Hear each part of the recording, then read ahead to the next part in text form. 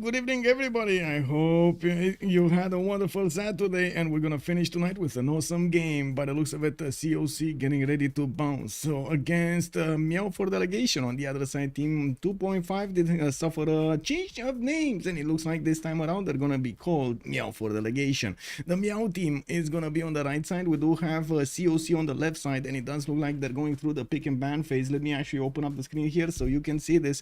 Now, I was expecting them to actually be a bit later because the lobby was up later, but it looks like, hey, we got the draft going, and we do have them taking off the maps that they're not gonna want to play tonight, so they end up on the map they should play tonight. And we do have lakes being taken out. Pangea East West not making it through. It looks like also Primordial got taken down. I do also want to say hello to everybody in the meantime while the players are choosing their map for tonight. Hello there, papas. Good evening, sir, and welcome on YouTube. I do see M. Johnstone. Good evening, sir, and welcome. And also Daniel B. Good evening, sir, and thank you so much for being on both Twitch and YouTube. Also Martinos. Good evening, sir, and welcome. Bordanian. Hello there, sir, and welcome. Do I not see this? Okay, this is good. Rafifi, also bonsoir, monsieur, bienvenue. Linda, good evening, ma'am, and thank you so much for sharing the draft, or I should say, sharing the rosters for tonight. We do have lflores, Tryndaehre, Fish, and Cupcake playing tonight for COC, while on the other side, Legenden, Burrize, Darius, FKDN and or Kiber. We don't know exactly who is gonna leave after the draft. Forking Knife also, good evening, sir, and welcome. I do see Daniel Dingo, guten Abend, my heart. Willkommen. Nitro also, hello there, sir, and welcome. Nemesis, good evening, sir, and glad to see you. We do have also, hello, sir, good evening, sir, and welcome. While Fortuna Pelli did pick up that first promotion. Good morning, sir, and I do hope you had a wonderful session with Fortnite tonight. I do see in the pick and ban phase that COC is actually struggling to put the first ban on the table here, since this map is going to be Highlands. We're going to be talking of a lot of simming, and it does seem like they're not going to allow Ethiopia in, which is well known for being extremely good on Highland, because a lot of hills, a lot of space to develop, and so on. Now it does seem like immediately Meow for Delegation knew what they should go for. They took out Spain, not gonna allow that extra damage against the civilizations that have a religion other than his. We do have also COC needing to put 4 more bans. They're starting to think about how to approach this pick and ban phase, and by the looks of it, well, they're running down the clock right now. They're thinking, debating what's going on. Give me a second. It's Saturday Highlands. Yes, it is. Mongols on high interest. Cake W.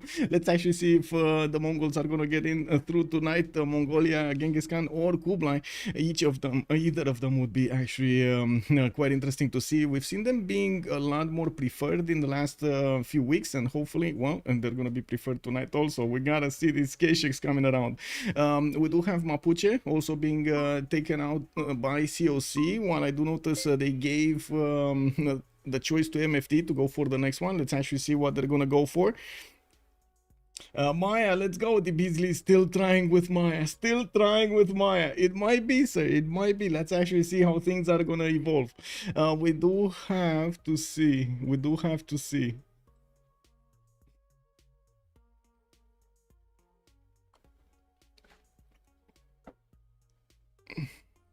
Okay, so Kree is going to be taken out by MFD. Another Simmer is not going to be let in. It does seem like on COC side we do have more war civs being taken out than actually the Simmers, even though, yeah, Shaka can definitely go long game over there.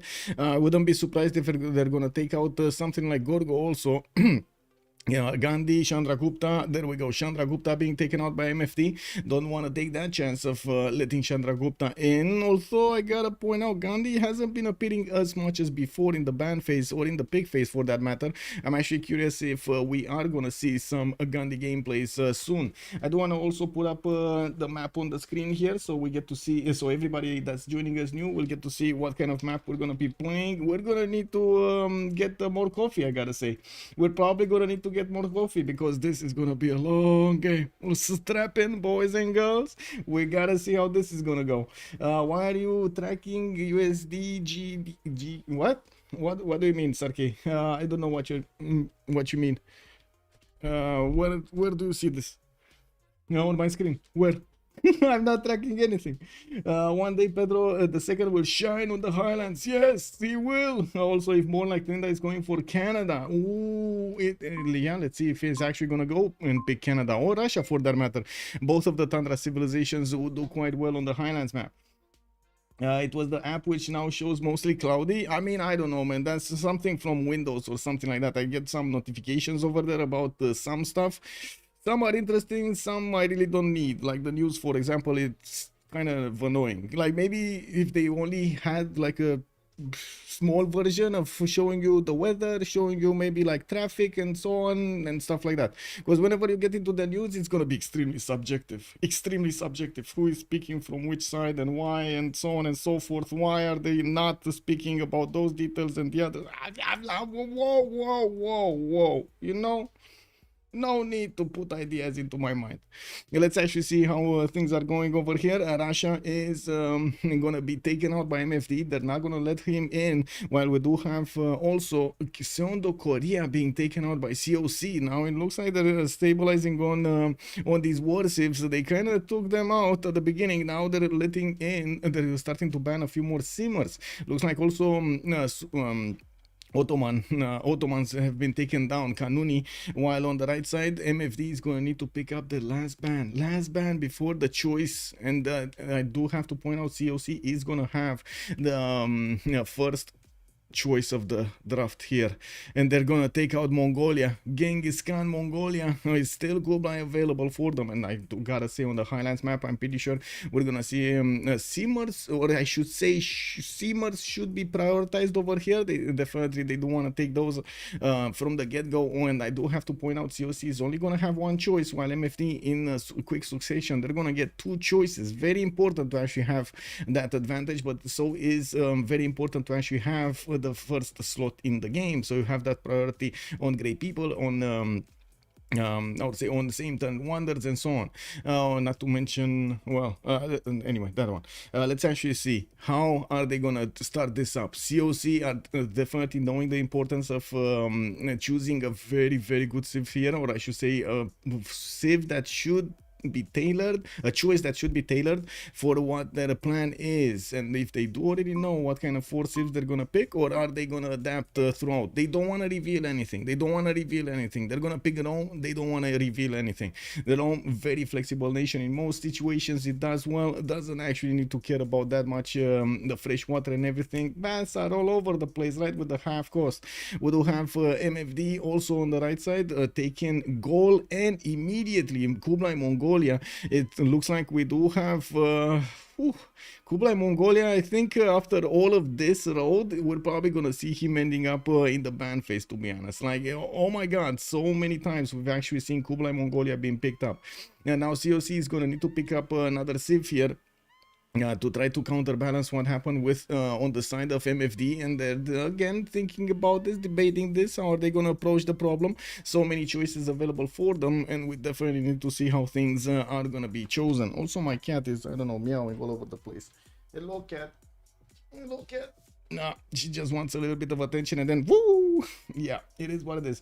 Lotaro is banned. Yes, Lotaro is banned. All Triangle, good evening, sir, and welcome. Yeah, hello, kitty cat. I don't know what she's.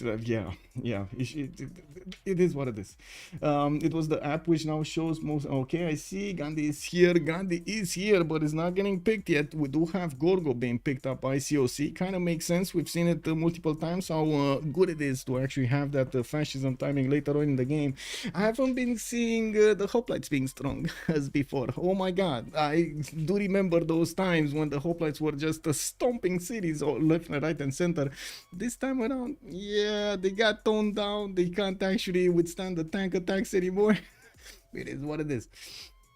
It's meowing for delegation. Exactly, she's meowing for delegation. I guess it is what it is. Gorgo that makes a return to favor. Yeah, exactly. How, like, I think all of the season of this CWC, we haven't seen Gorgo being picked up. We have seen, I think, some Pericles gameplays, if I remember correctly, like some culture victories here and there with Pericles. Gorgo though, Not that much. Not that much. There will be another 3 bans to go. I do see MFD is going to take out Tamar here. And I do see on the side of COC, we're going to have Hungary being taken out. Let's actually take a look at the last 2 bans. Hungary definitely makes sense with so many envoys and with its ability to apply power, project power across the map with the city-states. That is incredible to have. Now, we do need to see if they're going to pick something. It kind of is interesting that they took out Tamar and then boom, immediately Hungary, so nobody actually gets priority on those city-states. Well, we'll see how the city-states are going to be fought over. We've seen it multiple times how the players are trying to get advantages from either taking down immediately city-states or actually using them to get the bonuses. And yeah, sometimes they want to take each other's cities away from each other. It is what it is. It remains someone somewhere. Yeah. Well, let's see. Last bans. One last ban from MFD, last ban from COC.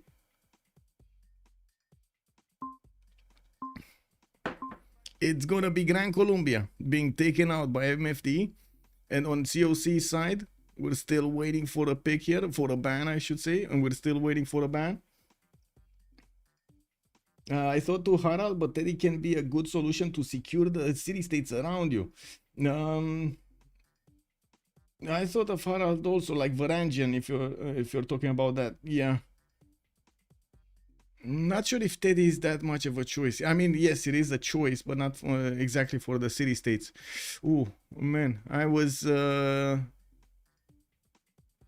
I guess I was thinking, like, immediately when Rafifi said that in the chat, my mind wandered off to maybe a Teddy Bulmus culture victory is gonna happen tonight, and I was like, oh my god, are we actually gonna get to see that? I might just raced. Woo! You know, it is what it is. Now she meowed and she's back on let's say next to the window. Okay, so Theodora Byzantium is gonna be also taken down by COC, while on FMD side we did have Gran Colombia as a last ban. MFD is gonna need to pick up their 3rd Civ here, and we're gonna need to take a look how COC is gonna reveal their roster.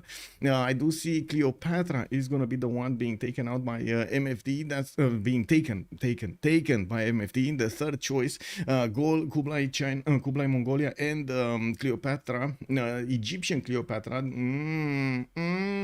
Let's actually see. Last game we did see somebody actually snatching that Lady of the Ritzer Marshes away from it. Wasn't the same. It just wasn't the same, was it? She did manage to actually stay alive there. That was a good performance. Not really managing to get the win though.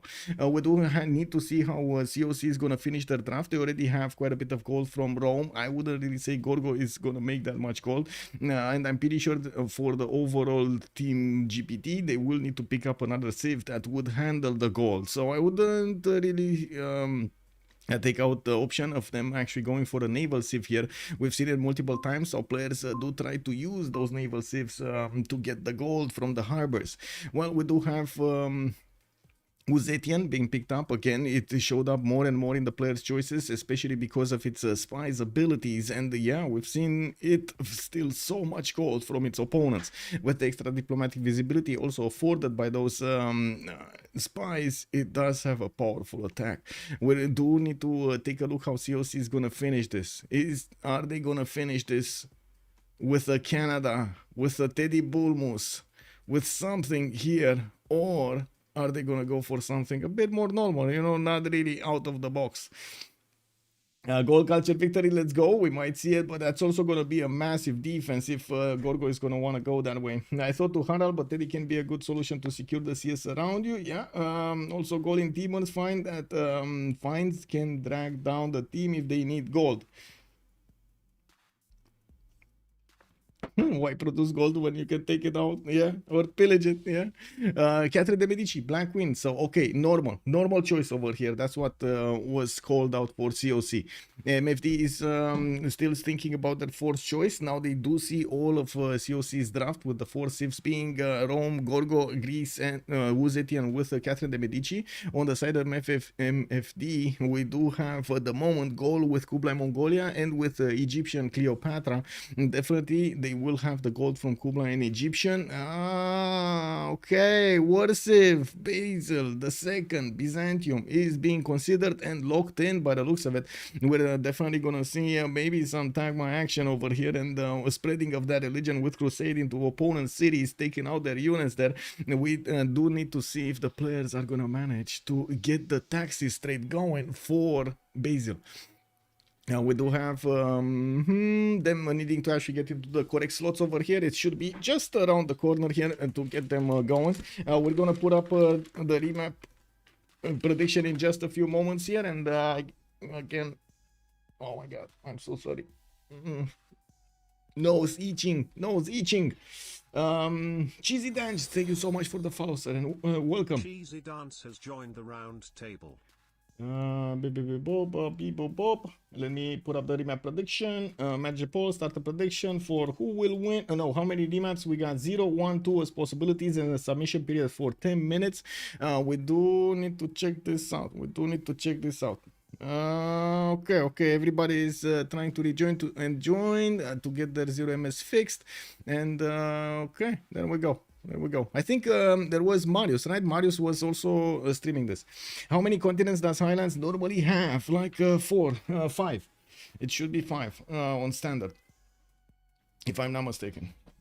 It should be 4, but I think no, I think it's 5. I think it's 5 continents. Let me actually wait. I'm gonna test TaskForceFish here. I'm gonna get the blue color. And I'm gonna actually be very curious if he wants me to move away from the blue color, because you know usually it's fish's color. He made me move quite a few games before. He really wanted the blue. Can you imagine that? Really wanted the blue. Anyway, Flores is also gonna be blue here, and it does seem like there will be another slot that at the moment we don't know who it is. Let me actually join, because that might be somebody and I don't see him, her.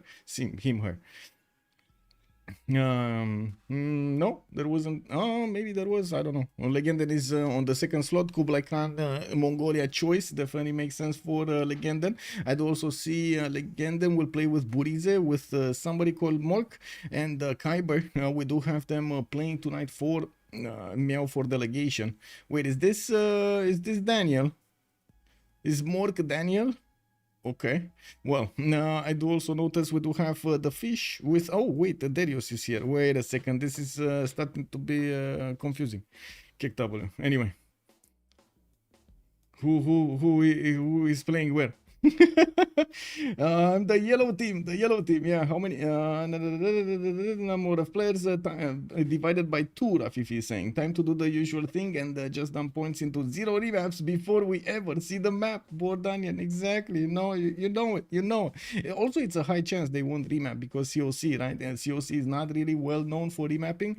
They do like to gather their experience and play on so many different maps and situations, so they can actually learn what to do in them.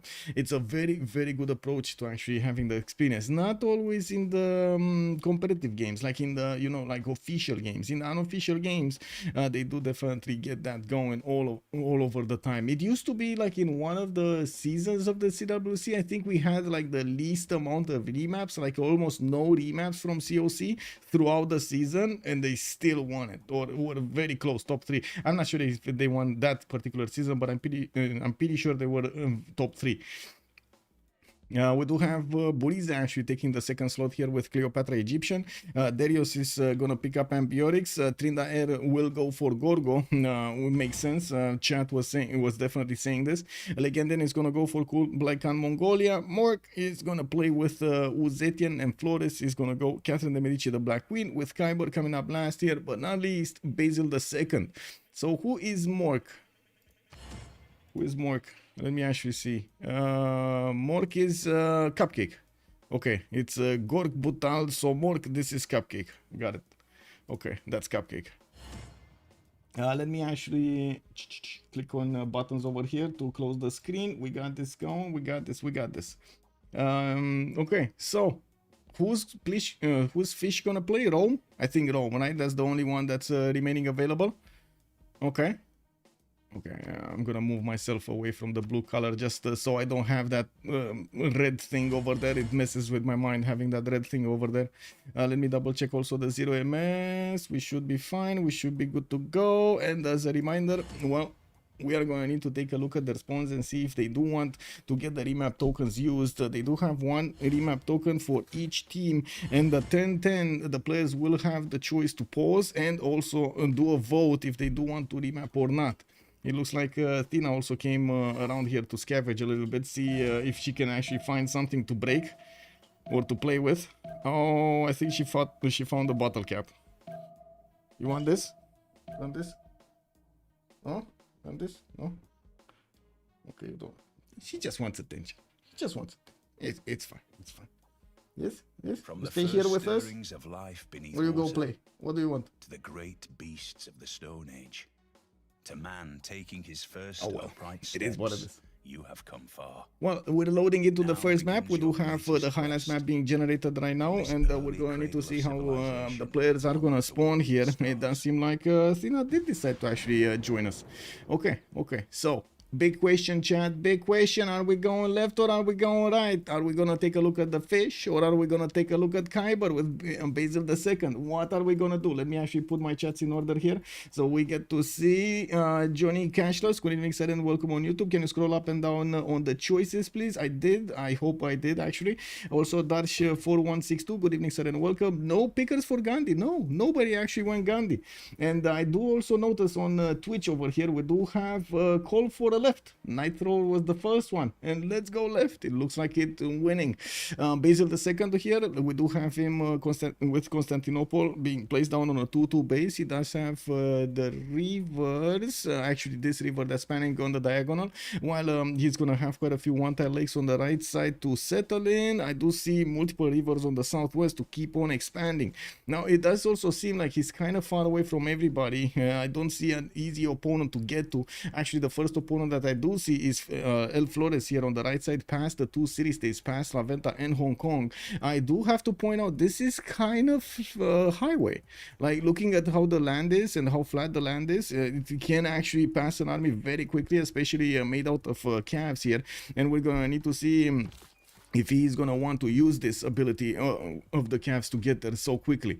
We do have him also with a 2-3 tile in the capital. I do also notice the scout is coming up in 3 turns. I'm pretty sure he's actually going to try to switch the tiles there to get the population quicker. And of course, usually Basil II does open up with astrology here. And we do have to move forward towards Kublai Khan. This is Rome, not Kublai. Let's actually take a look. No, this is not him. This is not him. No. Oh, this is Kublai. So Mongolia is going to be right to the south of Constantinople, with a possibility to put a city on the coast with fresh water, get a 3-2 banana and a hut over there. Very nice. Now that he could later on trade with Byzantium. That is going to be quite nice to get some extra gold, and I gotta say it will be very important to actually get the extra gold. We do have Xanadu here also with an opponent on the left, an opponent on the right. He does have Rome on the right side past the mountains, while on the left side we do have China here, Zetian, and that will be a much easier choice to go against. Legenden is well known for actually being extremely aggressive at the mid game. He really likes to take out enemy cities with units, and we're going to need to see if this time he's actually going to do exactly that. We do have Xanadu also on a 2-2 base. He has settles, multiple settles with fresh water on the river of the capital, and also on the river on the left side with a lake to give him some more. We're going to need to see if he's actually going to want to settle some coastals over here. There are some spots with good harbors, even though I'm pretty sure he's going to want to go commercials. You just get so much more gold from commercials, don't you? The banks are amazing. We do need to move towards Ambiotics, which is gonna have multiple gypsum, multiple stone tiles over here, plus 6 oppidum right underneath that Gesate. He doesn't know about it though, but he might place a city. Oh my god, actually wait a second, he has a plus 6 over here, another plus 6 over here. Actually this will turn into a plus 8, 7, 8. This will turn into a +8. Woo, this is amazing. Anyway, food from the rice tile. He definitely has some food from cattle there. One of the problems of Gaul is to actually get to the necessary population points to put the districts you want. You have a lot of production, but a little bit limited amount of districts that you can actually put out from your cities. We do have him also with another problem. Not a lot of fresh water here. He will have the southeast and the northwest, and then very far onto the west side here, we're gonna see some more freshwater lakes so that he could benefit from. On the right side, very, how do you call this? How do you call this? This is kind of bad. How do you call this? Lack of fresh water here. It's a drought, very droughish territory there. And we do have him, of course, getting his scout out and already grew to his second population point. While I do notice he's going to have some city-states around him, well, I guess nothing extremely good, like Bandar Brunei and Chinguetti there to the south. Moving forward towards to see his opponents, I do see he has an ally, Egypt in the north, and of course Rome on the west side, while quite far away is going to be Greece over here, Tryndaehre. So I would imagine this is this might be a challenge for Fish to actually get an army towards Gaul. I don't really think Darius is going to be interested that much of actually going and attacking somebody. Now, moving forward towards Cleopatra, we do have Rakedet on a 2-2 base. He does have his scout coming around in 2 turns. That's his second one. He already sent the first one scouting towards the southeast, and I do notice he's going to have quite a few cities here on the west side to settle on. Not a lot of floodplains though. Like counting the tiles here, he's going to have a total of 2, 4, 6, 8, 10, 12, 14 tiles, and that's about it. Maybe some marsh tiles here and there, but that's about it. Anyway, still a pretty strong lady of the reeds and marshes. We do have the Egyptian Sphinx. That's also going to be an advantage here. And I'm pretty sure he's going to be looking for possibilities to trade with his allies. While I do have to point out, the only ally that he might actually get to trade with is Gaul. And it's not like they can actually get those coastal trade routes going. It's way too far away to use these lakes over here. Now, we do have also to move towards Catherine de Medici, the Black Queen. Let's see, Paris' spawn, 2-2 base, multiple 2-2s around him, horses right in the capital, 5 turns for another settler. Already got 2 scouts out. And I gotta say, I love the chops. I love the chops over here. Oh my god, so many chops. One of the biggest problems actually with this kind of land, getting the rainforest like this, is to actually well, you kind of need to discover bronze working. You kind of need to discover bronze working because you want to take away these rainforest tiles so you can place the better districts. Now this actually adds up to quite a few quote-unquote penalties that you're gonna get during the game. Aqueduct land, yes sir. Temu DJ also, good evening sir. I thought they would always have horses in the cap. They should, yes, they should have horses in the 3 rings of the cap if they didn't move, because sometimes the players move and they move away from the resources. Did you see any missing horses somewhere? I didn't see any missing horses somewhere. Temu DJ. Also Zimons, good evening sir and welcome. Less water, feels sad bro. In the goal. Goal. I think he settled on horses. By the looks of it, I think he settled on horses. I think he was on one of the 2-2 tiles, like the forest, and he settled on horses. And we'll see when he's gonna get animal husbandry, but I'm pretty sure that happened. We'll see. I mean, if he doesn't have any other horse style improved, and which looks like extremely unlikely, we're gonna see if he actually is gathering horses in his land. Let me see. Tech side, he's going directly for bronze. Now we do have to take a look at Zetian also to the west side of Xanadu here of Mongolia. Mork is, or I should say Cupcake, is gonna have Shendu between 2 lakes and some mountains here to the north. I do also notice he's gonna have some silk tiles, but quite far away. And right now he's using the rice to actually get better food there. Shendu is getting his first settler out in 4 turns, and I gotta say there is a decent amount of fresh water to the south, but right smack next to the tundra, not ideal. And to the north and to the northeast, he's actually gonna need to move quite a bit, and he's also gonna forward settle Mongolia here if he goes there. It looks like Mork will try to snatch that hut, and we got the hut race going on. Who's gonna click first? Any predictions in the chat here? Who's gonna click first? Is he gonna be Legenden Mongolia, or is he gonna be China? I do see both of them have the shift enter. Check this out. Both of them have the shift enter. You see this? Oh my god, man, look at this. The great race for the Huttians. Let's see. Who's the shift? Oh, Legenden got the shift enter. Oh my god, Cupcake is gonna be mad. He didn't get the builder. Anyway, yeah, we do have to move forward towards Tryndaehre. Tryndaehre actually getting quite a few truffles, extra gold in the capital, and also has the same problems as I said before. A lot of chops that he's gonna need to somehow take care of. We do have him with his settler coming up in 1. He has a possibility to go for that truffle tile to the north over here next to Giant Causeway and get not only the bonuses of era score from settling next to that wonder, but also the culture from the beginning. Now, it kind of depends on how much culture he wants, because, yeah, too much culture is a boo-boo. And it's actually putting quite a bit of pressure on your discount mechanic.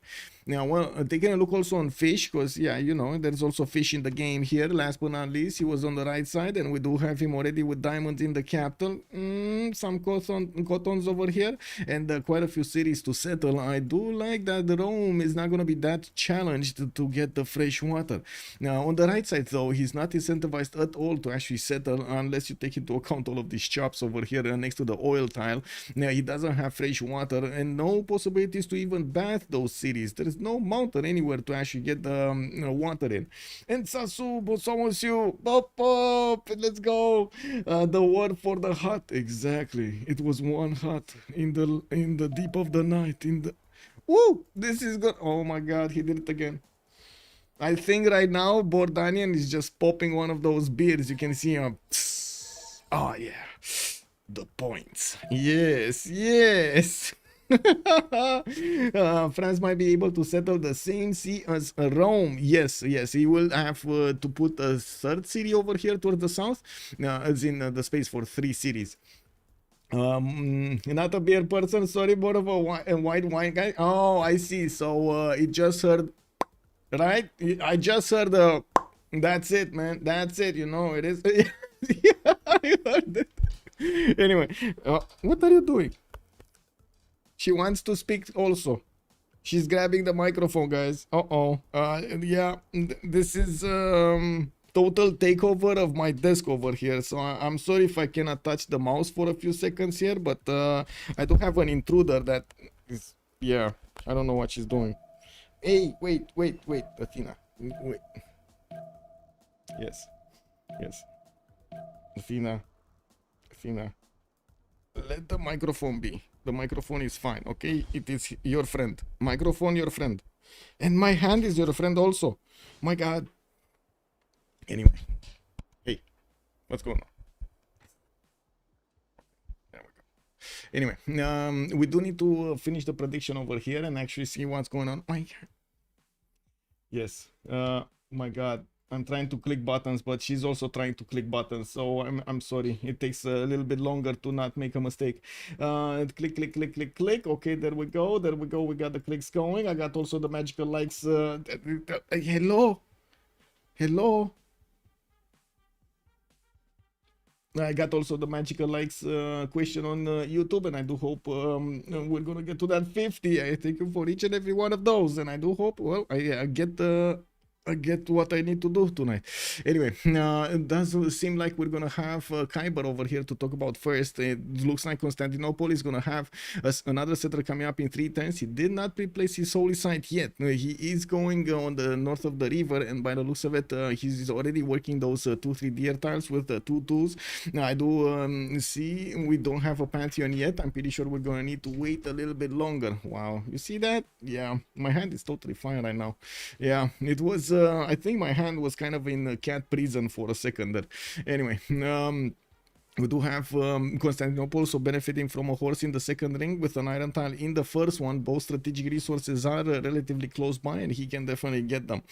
We do have him with a more than decent amount of fresh water over here, especially if you compare it to the Gallic settle. We do need to move forward towards Kublai Khan. We're going to come back to see a little bit later what Basil did here with his spawn and what kind of pantheon is he going to go for. Legenden in the south is actually going to side settle here on the western side, where he's going to have some bananas to feast on. He's also going to have coffee tiles there. A bit of an expensive settle, but you know, it is what it is. With so many stone tiles, he could try to go for stone circles, even though I've seen and heard so many players say, hey, I'm a simple man, I see stone, I chop stone, that's it, you know, it is what it is, better yields. Definitely can happen. We're gonna need to see what the plans of Legenden here are gonna be, and how is he gonna want to approach the war against Morka, against Cupcake. We do have another settler coming up in 2 turns. He does have a slinger out trying to fend off attacks. It's just sitting on that niter tile, can't really see anything. By the way, I do want to point out this slinger has no visibility. It's basically just waiting for somebody to just put his head out from those rainforest and forest to just throw rocks at it, basically. Anyway, I guess, you know, it is what it is. It's a new game of whack-a-mole, this time around with slingers. We do have Rome also creeping closer to the city of Xanadu, and I do have to point out, the second that settler is gonna pump out of the city, he is gonna see the warrior. We do need to see how he's gonna try to adapt to this, even though I'm pretty sure he's gonna try to get that third city around here somewhere. There is another banana tile that he can definitely benefit from. We do have also him benefiting from an iron tile on the left side in between his cities here. Second ring, horses still second ring, and one in the third ring. One is very expensive, but I'm pretty sure he's gonna get a city there soon. Moving forward towards Ambiorix, we do have Aduatuca with the settler coming around in the next turn, and I do notice his bronze is coming also out in 3. We do have him starting to get huts, and I do notice his first settler did go towards the northwest, towards lflores' scout, which was a bit too slow to catch the Tervana settler before he settled. He did get that 2-2 base next to the mountain, and I do have to say he's gonna have on the southeast side over here a possible +4 Oppidum from the information he's seeing. And of course, when he's gonna discover that bronze, he's gonna see he has 2+6s in the first two cities. This is gonna be amazing. He's gonna need quite a bit of gold to buy out the 3 ring tiles. I'm pretty sure it is worth it. Now we do have Cleopatra. Sorry. Is he making horses? We don't know yet, right? He didn't get animal husbandry, so we don't know yet. He does have an iron tile in the capital, and our assumption, it's not actually a fact. Our assumption is the horses tile did spawn underneath Aduatuca, and he moved on it. We don't know yet. We're still gonna need to figure it out. I think actually this this would have been never mind. He doesn't have horses, so it's not a 3. Anyway, now moving forward towards Cleopatra, let's see. We do have Rocket Dead here, pushing back the Greek warriors from his borders. Burrize is also benefiting from Swenet now, a second city here to the southwest. And again, we do have so many chops. No Pantheon yet. Can settle another city towards the north, towards Fez, which kind of looks like it's kind of a pocket CS for some time until this French scout is gonna try to get there. And we do have him also with horses in the capital. Iron tile quite expensive. Third ring out from both cities. This is not ideal. And I do notice he's moving his settler towards the south. I'm actually quite curious, where is he gonna wanna settle? On the coast or on the lake? On the coast for another city on the lake, or on the lake for no city over here? Where is he gonna go? Wow, he actually moved his finger southwest. That kind of means he's going here, right? Yeah, there we go. So Greece Tryndaehre is gonna block that settle on the coast, and then Burrize is gonna go for the lake settle, because you know it is what it is. We do need to also take a look at Catherine de Medici this time around. Take a look at his continents. He does have one big continent, and he just managed to take away a builder, a one-charge builder from Namadol. Okay. Interesting that he actually spent that much. And there is another one here. This is a three-charge builder, and he has another scout that could go and take that one out. But then there are 2 warriors that might actually say, you're not allowed to take that scout back home, you know? What are you doing? Păi ia vină înapoi. My God, man. Hai.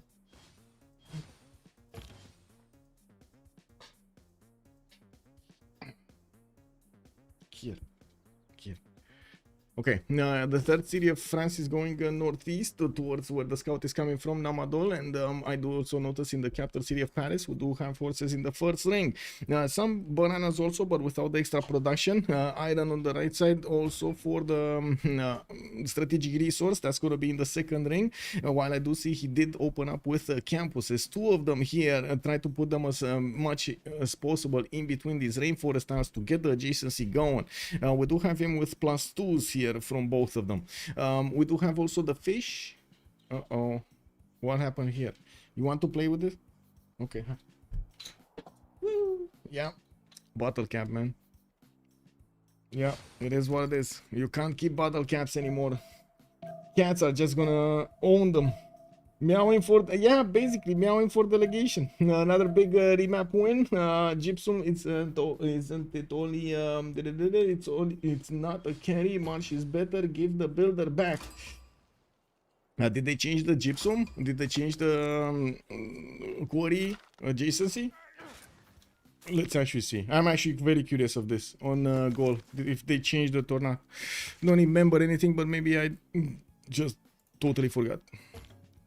Look, +2 production from each adjacent quarry tile. They didn't change, or at least the text didn't change. Anyway, we do need to take a look at Mork, right? The next one, let's actually see. He doesn't have his third city out yet. He is moving at the settler is moving towards the northeast, and I do notice Shandui and Beijing did get placed very close together. He could have had actually another city to the southwest. Did prefer to go right in the face of Mongolia, which I gotta say already placed his cities in such a way that he could actually get the attack going very quickly against China. This is what he is doing right now. He's actually trying to bypass the river's extra slowdown, and he's also connecting the trader, connecting Kokekota, which is his forest settle, to his capital, so he can use the reinforcements from the capital to pass through this territory much faster. This is going to be very good for Legenden to actually get those units to attack China here. I do see also traders coming out from Beijing. Shendu does benefit from an iron tile to the south, and the horse tile in the second ring here towards the northwest. We do have him with the geothermals actually giving him quite a bit of adjacency. He does have a continent split. The right side, it's another continent, and I do have to mention, yeah, the silver tile doesn't look amazing, but it does have actually quite a few 2-2s in the second rings. You can try to use it, not saying it's a good one, but when you're gonna get the feudalism builders, you can make this city better. Also moving towards Gorgo here, let's actually take a look what Tryndaehre has been doing. Athens did get settled on the truffle tile, and I do notice he's gonna get that extra culture from the beginning. He did choose to put it really quickly there, getting another wave of settlers and also pumping out a few slingers so he can fend off attacks on his tiles. He already did manage to improve 3 tiles here in Sparta, getting that craftsmanship bonus. And whoa, did he just move away? Wow. He just moved away from the tile, man. Oh, this was a trap. I see. Darius just got trapped over here with his scout. Tryndaehre really needs to first move this next turn so he can actually do something here. Take out that scout before it actually burns that truffle to the ground. Well, maybe, I don't know. I need to ask chat over here if they prefer scorched truffles or normal truffles. How do you guys prefer your truffles? I have no idea what truffles are. Among Us, Nitro is saying, yeah, MFD can remap, but they did not. France might be able to settle the same CL. Oh, yes, indeed. Okay, give builder. Also, Baxter, did he get a builder out of a hut? Who? Tryndaehre? I'm not sure. I didn't see if he got it from a hut or he built it or he got it from his teammates or something like that. We needed to go and take a look at other ones. Urek, hello, good evening. You like the truffles cooked? There we go. So maybe actually, you know, let Darius over here burn it to the ground. You reap the benefits of his work, and then boom, slingers take him out. It is what it is. We do have to say now things are going to evolve here with Magnus establishing in Sparta. Looks like Greece is going to go for the internals here. It doesn't really have anybody to trade with from the beginning of the game, and he's going to be far away on the right side, quite protected from opponents. We do have him on the west here, quite close to Burrize, which at the moment did manage to pick up a Pantheon. That's going to be CD Patrian Ganas. Did not go for his Lady of the Reeds and Marshes. I do also notice in Sparta, horses in the second ring, iron in the second ring as well. One single hill for his Acropolis next to the capital, so he gets the extra 2 adjacency. And I'm pretty sure he's gonna try to figure where he's gonna put one in Athens. He's either gonna need to chop a tile there or just forget about it. Yeah, we do have Rome also. Let's see, 3 cities strong, God of the Sea being picked up. Fish is gonna get the extra production on these coastal resources. The crabs, the fish tiles, and the other fish tiles are gonna be available for him to work. We do have him settling Charlie on the right side, ignoring the fresh water here on the left. Incredible, right? I mean, you know, yeah, a lot of people have told me, man, you gotta go freshwater. If you don't go freshwater, you don't know how to play this game.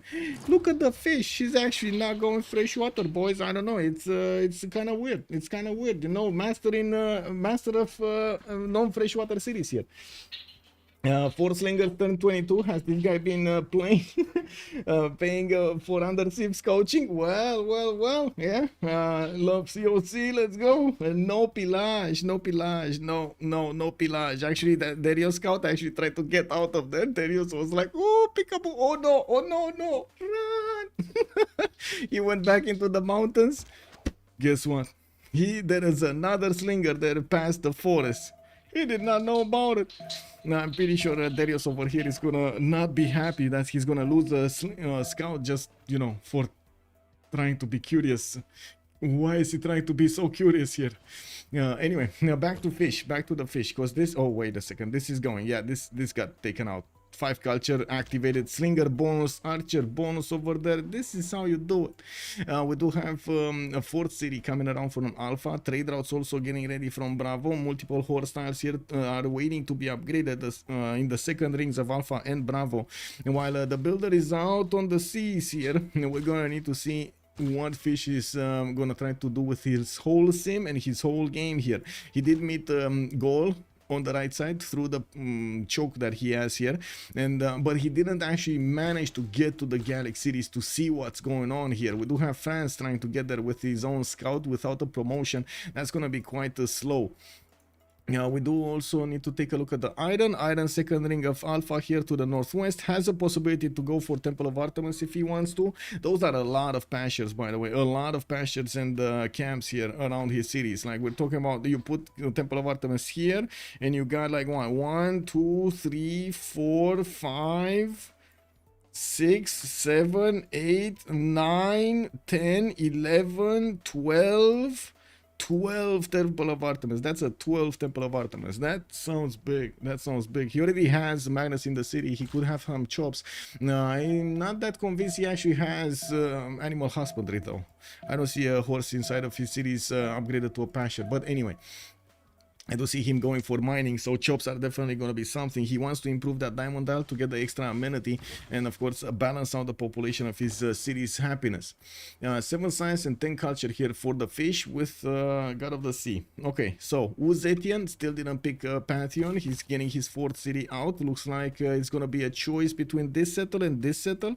Let's see where is he going to go. Doesn't have his encampments down, and this is a bit problematic. He's going for archery and craftsmanship in 2 turns, while his opponent, Legenden, is already 5 turns out from getting horseback riding. That is very quick. Turn 30, he's gonna have horseback riding.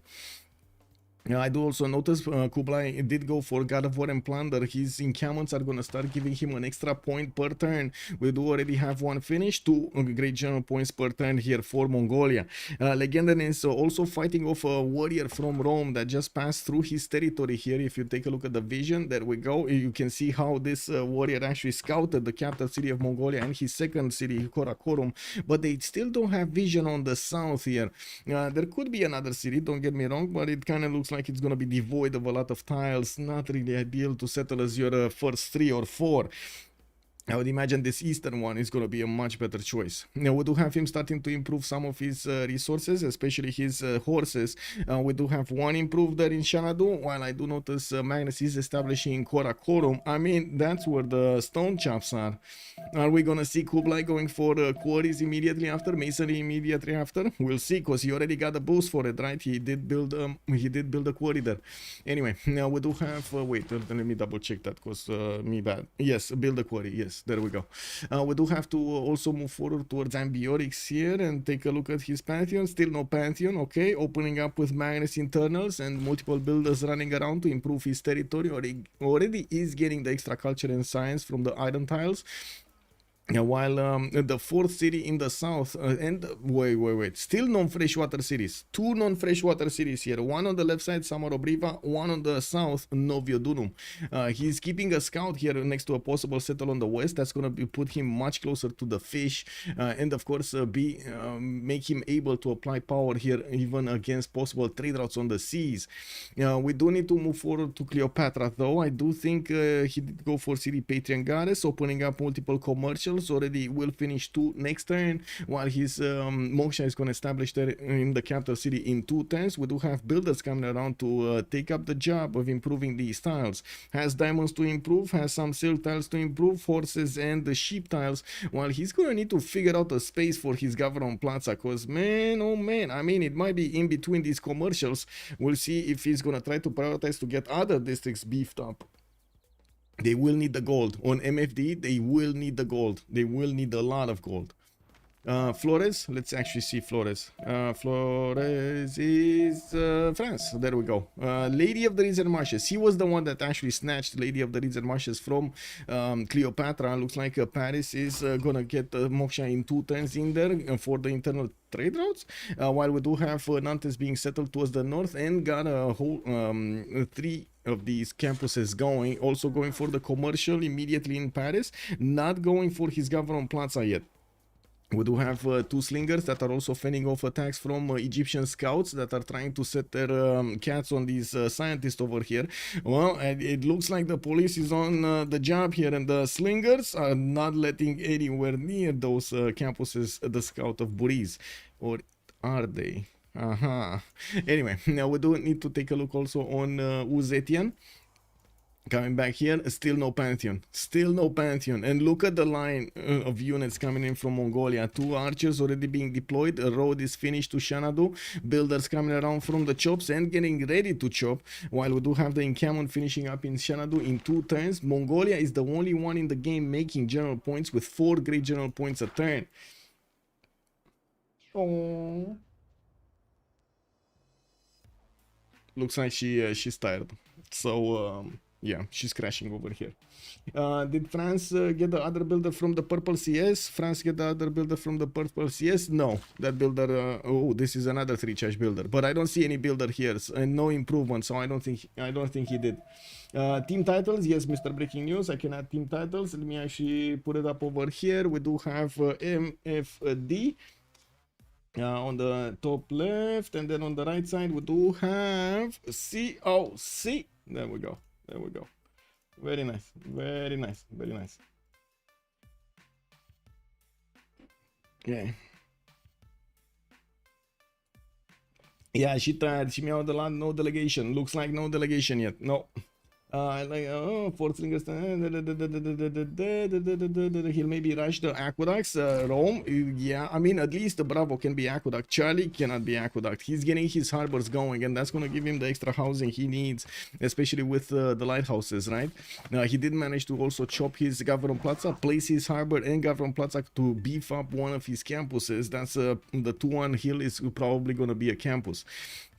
With Liang also being plugged in Chani and getting Magnus in the capital, looks like he's going to go for internal trade routes for some time now, until France is also going to want to move to the south. There are 2 scouts here from Mongolia and Rome next to the French city, but I think only this Mongolian scout is actually the dangerous one next to the possible trade route of France, which is being helped by a slinger to stay alive.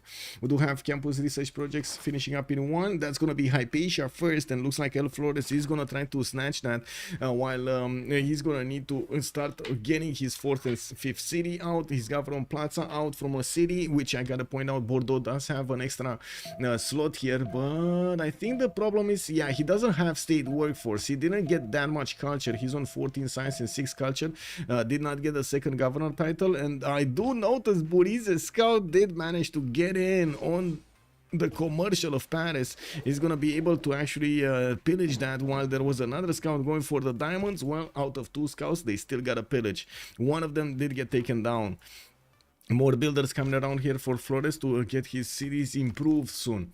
Let me take a quick pick. Wait, did I put? Yeah, I did put. Oh my god, COC is actually so far on the left over here. Oh, it wasn't the best one, the best place. It is what it is. You know, it is what it is. Okay.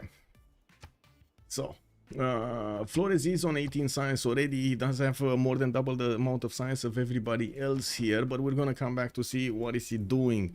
Still no pantheon yet from China. And looking at the city states, we do have Cardiff, Mexico City, Hong Kong, and Brussels for the industry. We do have Fez also for that nice scientific city, the scientific advantages. It's only one city, by the way. Only one city is gonna give the science bonuses. There's gonna be a lot of fighting, and the one that has control over it is probably going to be Egypt. Fez is right to his north, and Egypt will have the opportunity to take it down if it's going to be taken by his opponents. We do have also Preslav with Engazargamu and Volin for the military city states. I do see La Venta and Cinguetti for the religious city states.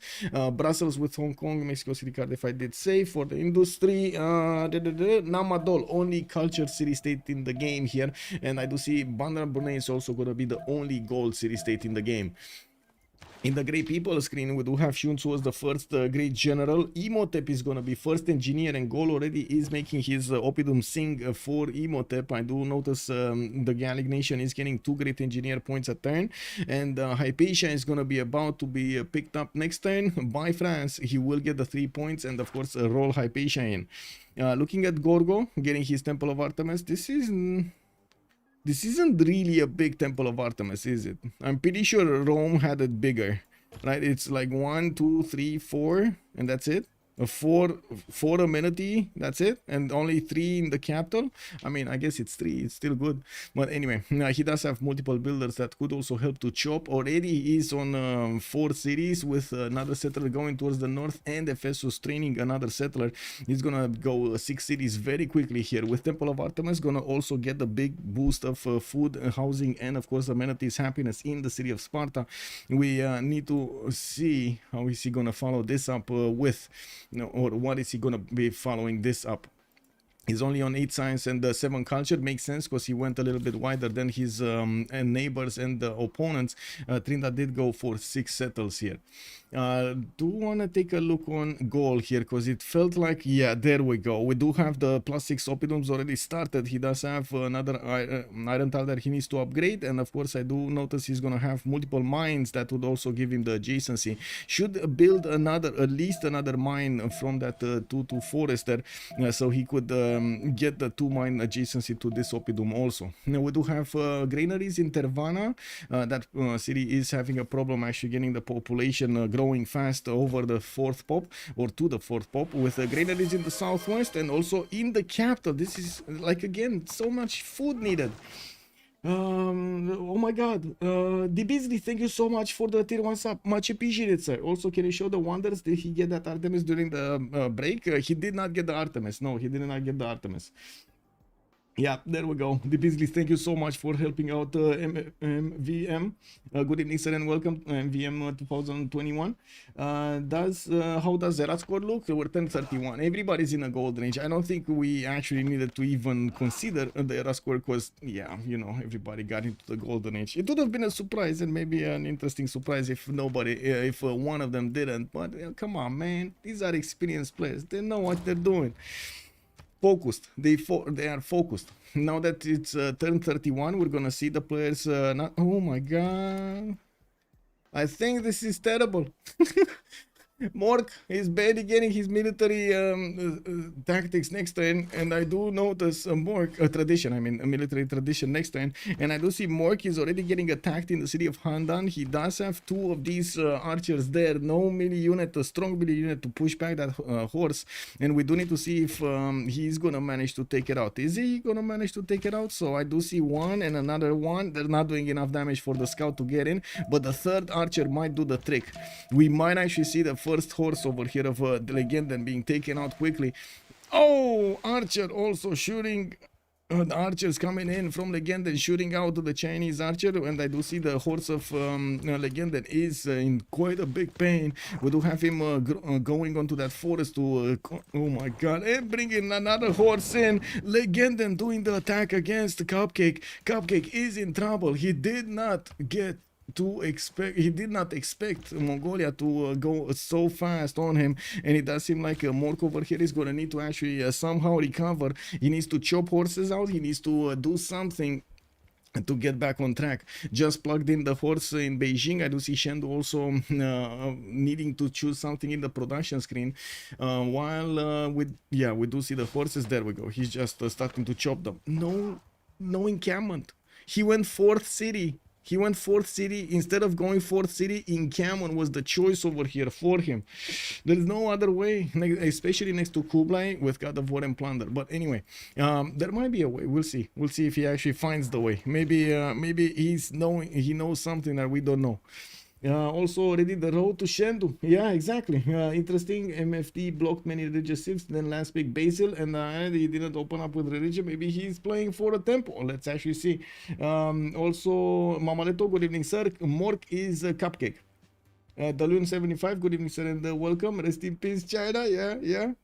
Tour completed via the chops. Is it? Yeah, it's done. Man. He put down his Acropolis.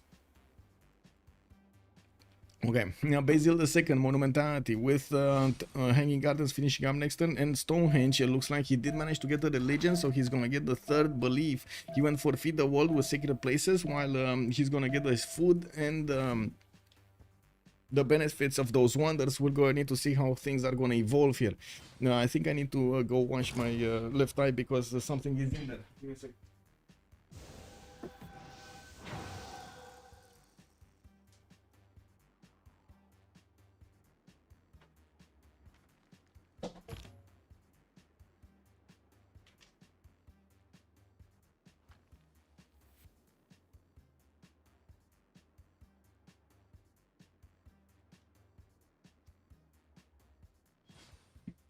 Okay, there we go. Sorry about that. Anyway, Meisha did manage to finish the Hanging Gardens. We do have him using his Monumentality, 34 Faith a turn with Moshe in the capital, and also Earth Gardens as a Pantheon. I just realized I didn't actually talk that much about Basil II here. Now, we do have him only on 3 cities, and he's putting down his Government Plaza to get it next turn for the extra title, not to mention the option to get his specializing building of choice. While we do have China starting to gather his army towards his former city, Handan, we do need to see if he's gonna manage to actually keep away Mongolia from taking more. He does have chokes, that's gonna be helpful, and he does have some nice high elevation tiles that he can use for his archers to do more damage, or I should say further away damage. Kublai Khan, 10 science, 16 culture. We do have him on 1 gold a turn, and I do notice he is chopping those stone tiles for the horses that he's getting. He also did manage to get the Ordus, so he can get that extra movement on the horse. We see the 6 movement horses. Amazing.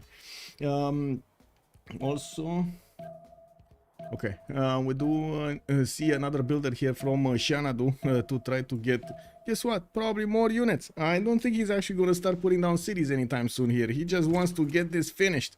We do have Darius, also 12 sciences, 16 culture, with a pen, brush, and voice golden age, 4 cities strong, getting his audience chamber in 2. And I do see he did manage to upgrade the iron tile here, making this a +8 Oppidome. We do have also Magnus in the capital for the internals. Victor established south in Novio Dunum. I do see, of course, with audience chamber, he's gonna get more food from these established governors and the amenity, which is gonna be very important. He did go for Divine Spark, and right now he's making 9.2 great engineer points a turn. Imhotep is just around the corner with so many points, like 5 turns, boom, he's gonna get Imhotep, or 4 turns.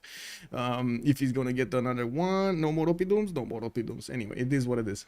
We do need to see Cleopatra also, 4 cities strong. In audience chamber, is specializing building of choice, chose to go classical republic. While we do have another wave of settlers coming out from his cities, we do have him also starting to improve his horse tiles. One thing that I did not check, is Darius making horses? Yes, he's making horses. He's making 2 horses. Did he improve a horse tile? That's the question, right? Did he improve a horse style? I don't see a horse style improved. So, look. 3-1 tile over here. 3-1 tile. That's a horse underneath the captain. It used to be 2-2. Kel Sote, good evening, sir, and welcome. We don't use barbs in the 4v4 scene because it tends to change dramatically the outcome of the games, especially if somebody or a team is going to be more bothered than another player by the barbs. We tried it. We actually tried it. It's totally different than the FFAs where you kind of need barbs for golden age points and sometimes more help and so on and so forth. In this one, you don't need it. What's going on here? Okay, more horses. Mork is managing to get a significant amount of archers out. He's not defending his eastern choke point, and of course the new horses will take a bit of time to get there, at least 2 turns to actually get into position to stop a new Mongolian attack. Well, it shouldn't be that much time until we're gonna see stirrups discovered by Mongolia here. Okay, coming back on Cleopatra, right? Cleopatra, 11 science, 23 culture, 35 gold, no, 22 gold a turn with 53 production. I do have to point out the excessive production of Darius here with the plus 8 Oppidum, 76 production already from him. I do see also markets being placed down by Burrize while he's gonna get that audience chamber going. Magnus in Iunu, so he can get the chops going from that city center. That's gonna be quite a few of those forest and also some of these stone tiles that he's gonna get to chop and get the instant production from.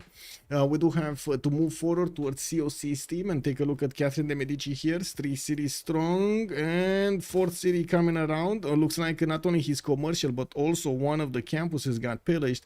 He placed his government plaza on the hills next to one of the campuses to give it more adjacency, but that's exactly the one that did not get to stay alive here. Another city being sent towards the south. I would imagine he does want to get trade routes with TaskForceFish, while we do see the fish going for Liang City Parks strategy here. He's gonna go for Magnus and then Liang City Parks everywhere.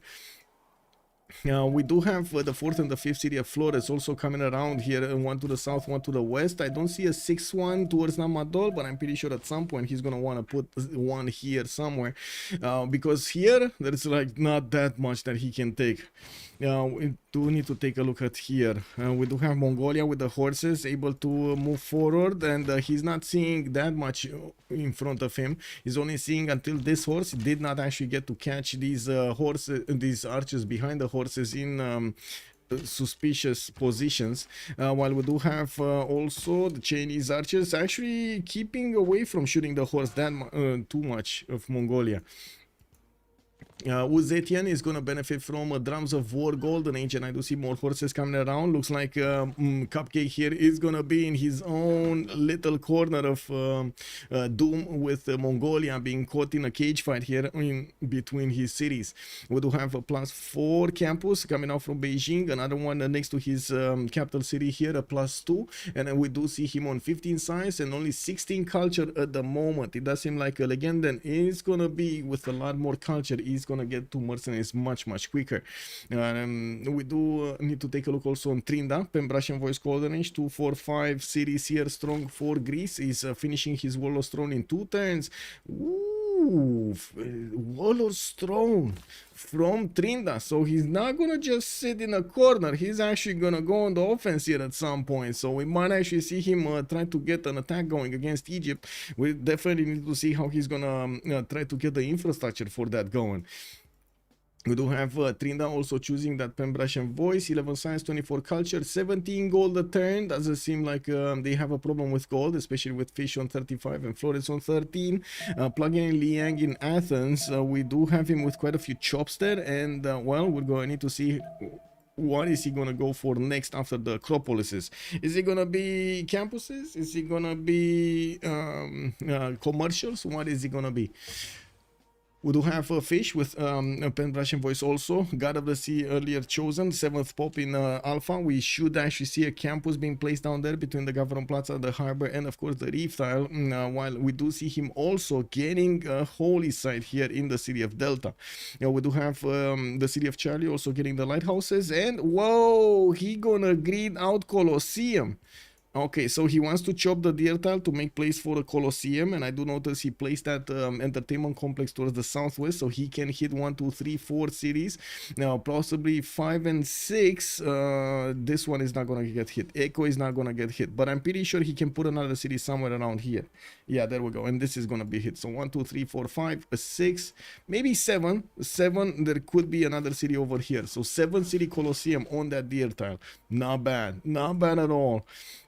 He's prioritizing getting the lighthouses first so he can actually get the trade routes going, which is definitely the way to go here if he dedicated himself to all of these harbors. I do see also the fish with 53 production at the moment. He's kind of the bank of his team right now. Okay, so we do have China pushing back. We do have China, and only Mongolia still making points here. It looks like Burrize is going to be the next general. And I do have to point out Mongolia already picked up 3 of these generals. Shun Tzu, Tung Trak, and Hannibal Barca. He's going to be well on his way to pick up the 4th one here in just 2 turns. Now, we do have more horses coming around. Warlord's Throne finishing up next turn in Xanadu, while Governor Moksha did get established in Kokekota for the extra culture. Legenden is slowly going I would say sky high with his stats here. Well, with his culture, not with his science. 32 culture is double the amount that Zetian, almost double the amount that Zetian has. Yes, we do have some spearmen also coming around from Xi'an, a lot more horses, and the spy of China is ready to go inside of the cities of Legenden here soon. While Mongolia does benefit from the extra general attack bonus, it does seem like it's putting China over here in a bit of a predicament. We don't really see these Chinese units, these archers managing to do enough damage. And with much pleasure, local saute. Will it be over before the predation? The Lune is asking. Can you show Kiber, please? Only 3 cities. Yes, I can show Kiber. He waited to get 2 wonders out. That's why he stayed on 2 cities. Let me actually get that prediction going, because you're right. We need to get the prediction going for who will win. We do have on one side change of circumstance, COC. On the other side, we got the Meow team, MFD, Meow for delegation, and it looks like even the ambulance is saying wow, wow, meowing. They're meowing. Yeah. Anyway, we do have some temples here from Constantinople and Asia, while Nicaea is going to get another settler out. Looks like Liang is also going to be used in one of his cities, with Moksha in the capital and Magnus in the 3rd one. 4th, 5th city coming around, 6th city coming around, while Mongolia doesn't actually care about his north that much. He did send an archer to see what Kiber is up to, and of course it might be oh, well, actually, wait a second, they're allies, they don't really care, right? They want to get the trade routes rather than anything else. Never mind, was thinking maybe Kiber can clean up his neighbor, but guess what, they're allies.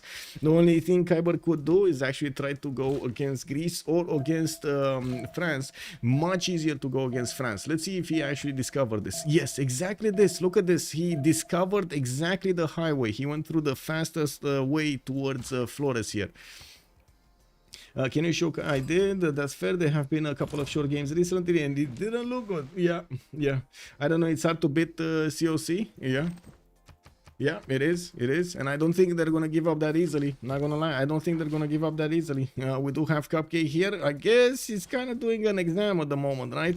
Trying to keep Legenden at bay, and I think this is actually the first time he's playing for COC in this tournament. Was it? Did he play in the other games? I'm not sure. I don't think so. But anyway, you guys tell me. Did he play in the other games from the CPL Premier League?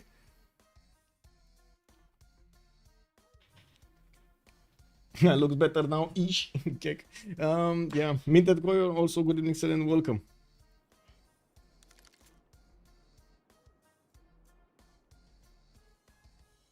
Okay, God of the Forge also on China as a pantheon.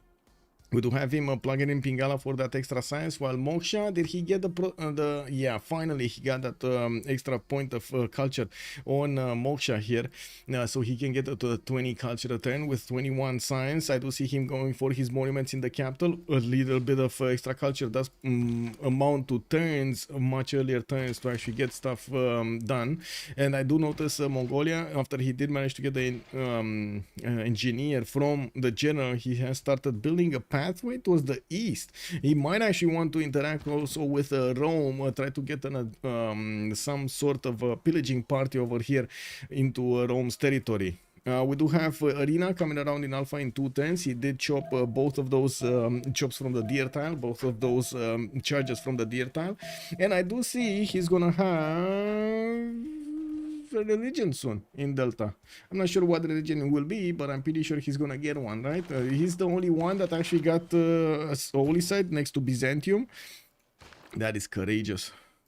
Well, what happens if Byzantium actually converts Delta? They're gonna be bad. Anyway, Egypt is starting to get more settlers out and finishing up his markets for the trade route, sending another city of south of Swenet that is gonna connect him to Darius, gonna be clumped up over there in between the mountains. Are they sending a settler to the same? Oh my god.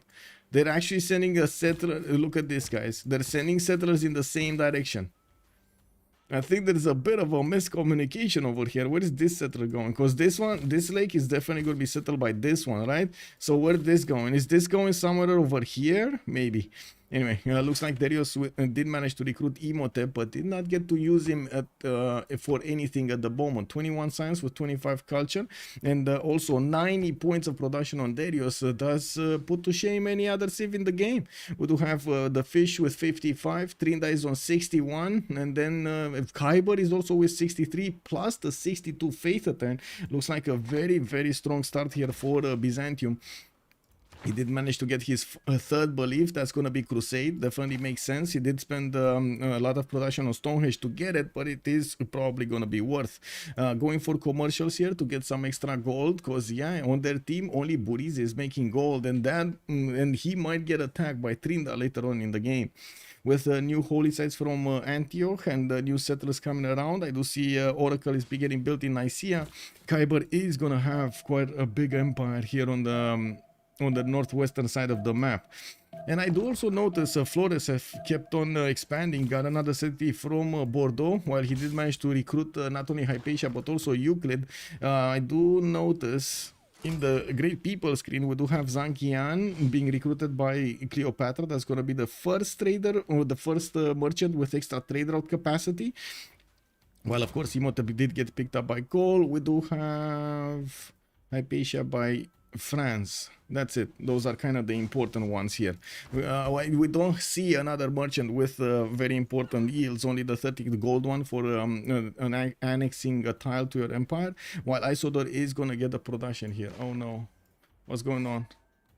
Oh, Kiber needs 2 minutes. Okay. Okay. Okay, well, we do have China here. We'll need to get to his crouching tigers, and well, we do see quite a few units coming around from him. He might actually just pass through the mountains, because I do notice he's seeing. Well, I guess we do have a quick pause. Anyone going feudalism? Probably everyone going feudalism. Are you asking who is trying to boost it? Well, I see the fish already got feudalism. I think he just finished feudalism, and I'm a bit surprised he's getting a horse, but not so much after I saw this Egyptian scout trying to pillage his stuff here, especially after he got the pillage on the Gavron Plaza. There is a builder coming around from Bravo, and the one from Charlie. I think that's going to be Chop next turn, while we do need to see one being trained in the city of Delta. He's making a lot of an investment here, a lot of investment in a possible Colosseum, which at the moment he doesn't know if he's gonna get or not. I'm actually quite curious if Darius is gonna try it. He's about to hit 7 pop, and he's gonna unlock another district slot. Is this gonna be what Imhotep is gonna be used, or did Imhotep get used already? No, it's still here. It's still here. He can still get it. Wait, is this settler gonna settle there? Is this settler actually gonna settle there? I really hope not. I don't know why, but I don't think that's a good idea. But anyway, it is what it is. Morse looks kind of in a place. I don't think he's gonna be like we've seen yesterday. There are possibilities of you withstanding attacks like this, but it is not gonna be easy. This is definitely not going to be easy. We do still have him with chops. He's getting his encampments down from Xi'an and Beijing. We do have Pingala establishing for the science, while Legenden, I can't really say he went that far ahead in the stats. Okay, sure, a lot more culture, opening up mercenaries faster, opening up feudalism faster, and so on. Even going for civil service much faster. We do need to see if Mork if Cupcake is going to manage to recover here. Unfortunately, didn't manage to get his Government Plaza improvement yet. He's specializing building of choice. And he does need to solve the problem of Mongolia trying to bypass his mountain defense. There is a choke point here on the west side that he could just go around to hit Chengdu. And I was thinking maybe he should do the same, right? Get these 3 units, try to move around. Since he does have another horse here that he could move on the west side to try to slow down these units. Well, he might, you know, he might disturb the peace over here in the city of Handan.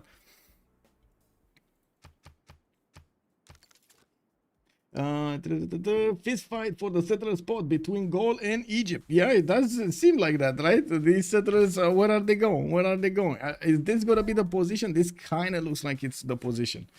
On Tryndaehre, we do have him getting his campuses down. That's gonna be a +3 between the mountains, and I do see his Government Plaza did get placed also in the north for another better campus, another +3.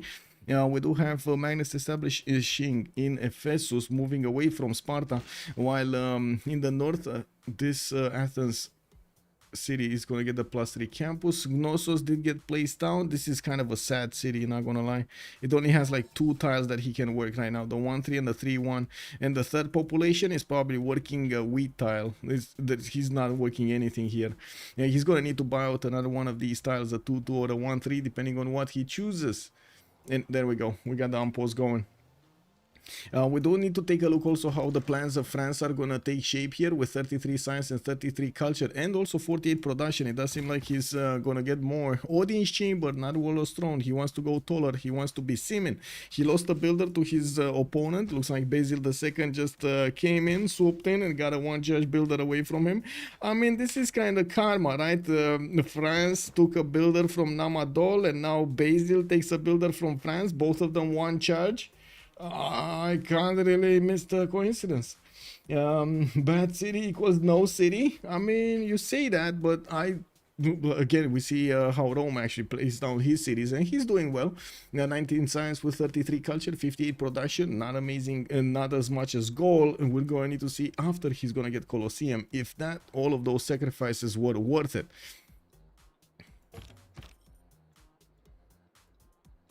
Okay, Egypt sim. We got Coleus, and I do see he placed his Government Plaza in between those 2 commercials. I do see also he's fighting France for the merchant points. Nobody else actually has that many merchant points. France only has 1.1, so I can't really say that's a race. Egypt is on 6.9 points a turn. Isodor of Milestus is also going to be recruited here by Gaul in just a few turns. Since we don't have anybody in the game getting industrial zones so early, the Oppidums give you such a big advantage here. With more settlers coming in, and he did settle Ratumakos in the north. He's already on 2, 4, 6, soon to be 7 and 8 cities, with another 2 being pumped out of his first 2 cities. Actually first city and his third city, I believe. This Tervana was the second one. Government Plaza did finish earlier Audience Chamber, allowing the population to grow a little bit faster. We do have him with still a few chops available and getting his feudalism builders pre-built here. I'm actually curious if he is getting... Okay, there we go. His feudalism in 6. Probably without the boost, and somebody needs to get the boost for them. He's only on 26, while the biggest one is Burrize with 37 to get that culture. I do see Burrize is gonna try to open up civil service first. Why is he not? Oh, I guess they do need, yeah, they do need a military alliance, right? And Burrize is gonna make a military alliance with Kublai, and then Basil is gonna make a military alliance with Gaul. That's gonna be the X they're gonna draw here. Okay, is there gonna be Colosseum being placed down, or Alpha is just, you know, having fun with the scout over here? I guess he got distracted by hunting down scouts. This is how I call it right now. Fish got distracted by hunting down scouts. Battle Cruiser, good evening, sir. What distinct went Darius on 7? District went Darius. This is Mork, Darius, Gaul. Gaul did not go yet. Did not go yet for a set, for something here. He has Government Plaza. Oppidum does not have a 3rd district here in Aduatuca. I'm not sure if he's convinced he wants to go a certain way or not. But I do have to say he does have the opportunity, still has the opportunity to get Colosseum out. Now Alpha has some chops, 1 2 3 4 chops if he wants to, and he's getting the builders out, but he already did build the entertainment complex with the arena inside of it. This is actually, wait, the arena didn't get finished fully. It's just, it was there, it was like 2 turns away from finishing, or 1 turn, but he never actually finished it. He's getting feudalism builder soon to help him out with all of the chops.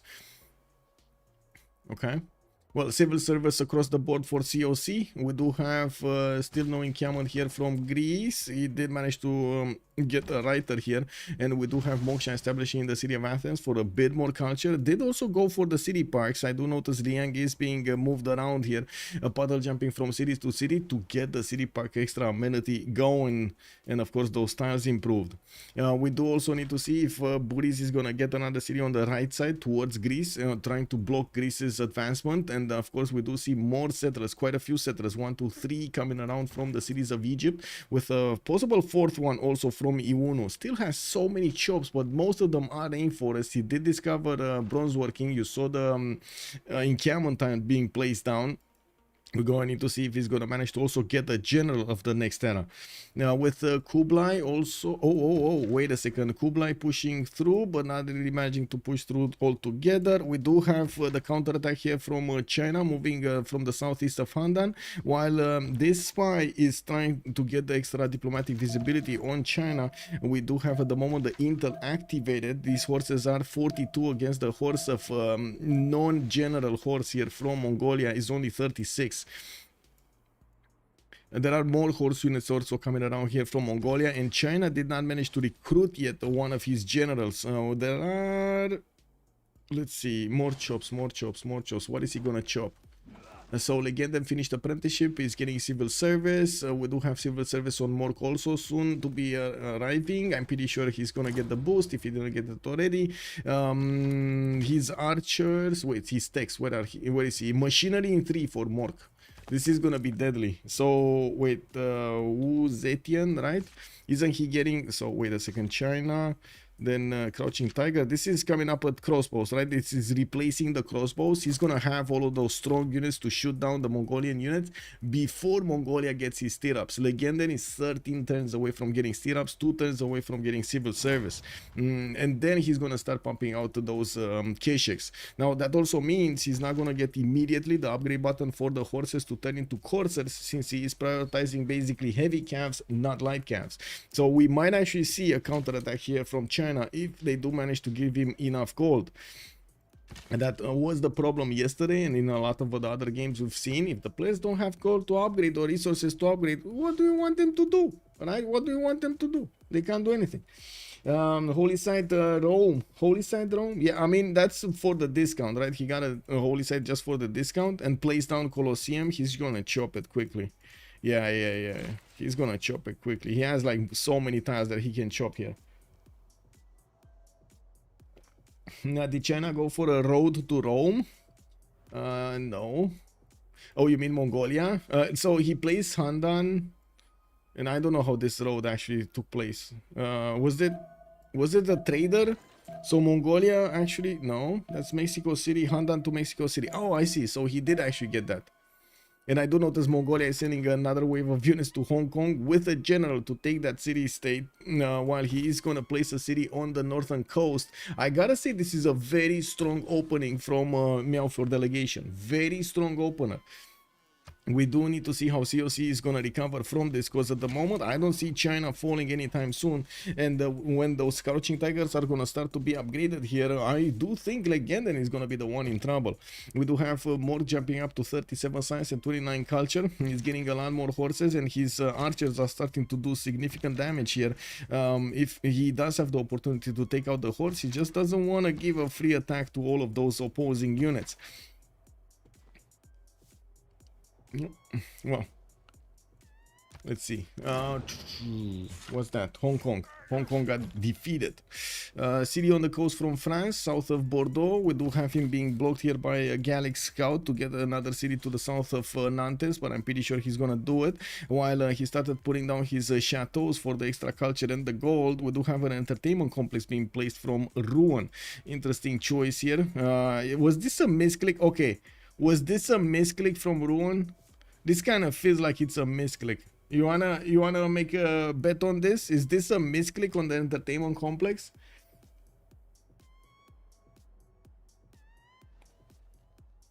I'm asking because it happened to me so many times, right? When you're like clicking fast and you have all of these choices, sometimes you just like misclick. And yeah, you feel like shooting yourself in the foot afterwards. You're like, tong, tong, tong, tong, tong. You know? China already relied himself in this attack, even with capturing Handan. It is not worth. And well, to be honest, China did manage to get all of these. Mongolia did manage to get all of those in the north. And why do you say? Wait, are you talking about Mongolia or are you talking about China in this attack? Because like Mongolia attacked him, it wasn't the other way around. Anyway, now we do see a horse is probably going to be taken out. We do have the archers of China just about to get their shots going, and I do see one of his horses also got taken out. Looks like Cupcake doesn't have the first move. This is what's happening here, but he does have a lot of units, and I would believe he's going to go for castles. He already got the boost there from Flores, discovering currency and getting his civil service down. He didn't manage to actually get the military alliance yet. Neither did his opponent, neither did Legenden. While Legenden is trying to get to feudalism, I believe he was going for a military, right? He was, wait, yeah, now he has the military. Okay, so it was just a few moments there. And this advantage is massive, by the way, from China, to have the extra +5 against his opponents now, and also be very, very close to getting his upgrade button on the archers for the extra cross, for the crouching tigers. Sending a few units here, not really much happening. We do have Gaul getting, he did manage to get entertainment complex down, but he didn't manage to get Colosseum. It's gonna be finished next turn in the Roman capital, and I do want to check their vision. Do they? Oh my god, they see this. They see this happening, so he knows he doesn't need to spend more production into it.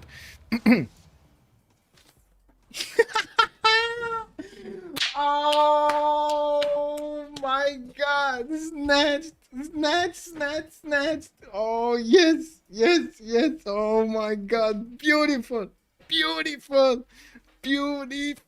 Let me actually clip this. Clip it. Oh my god, we gotta clip this, boys. I don't know about you, but we gotta clip this. This is beautiful. Amazing. Yeah, amazing. Let me actually see. What do we have here. Oh, let me hear. Okay. Huh? Wait. Whoa. Sound. Roman capital, and I do want to check that. Wait. Oh, you want to see this actually? Wait. It's down, but he didn't manage to get Colosseum. It's down. It's happening. Have a goal getting, he did manage to get entertainment complex down, but he didn't manage to get Colosseum. It's gonna be finished next turn in the Roman capital, and I do want to check their vision. Do they? Oh my god, they see this happening, so he knows he doesn't need to spend more production into it.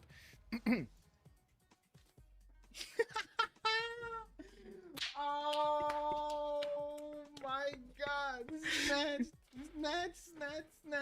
Oh. yeah, this is it. Snatching Colosseum like a boss. Yeah, like the boss.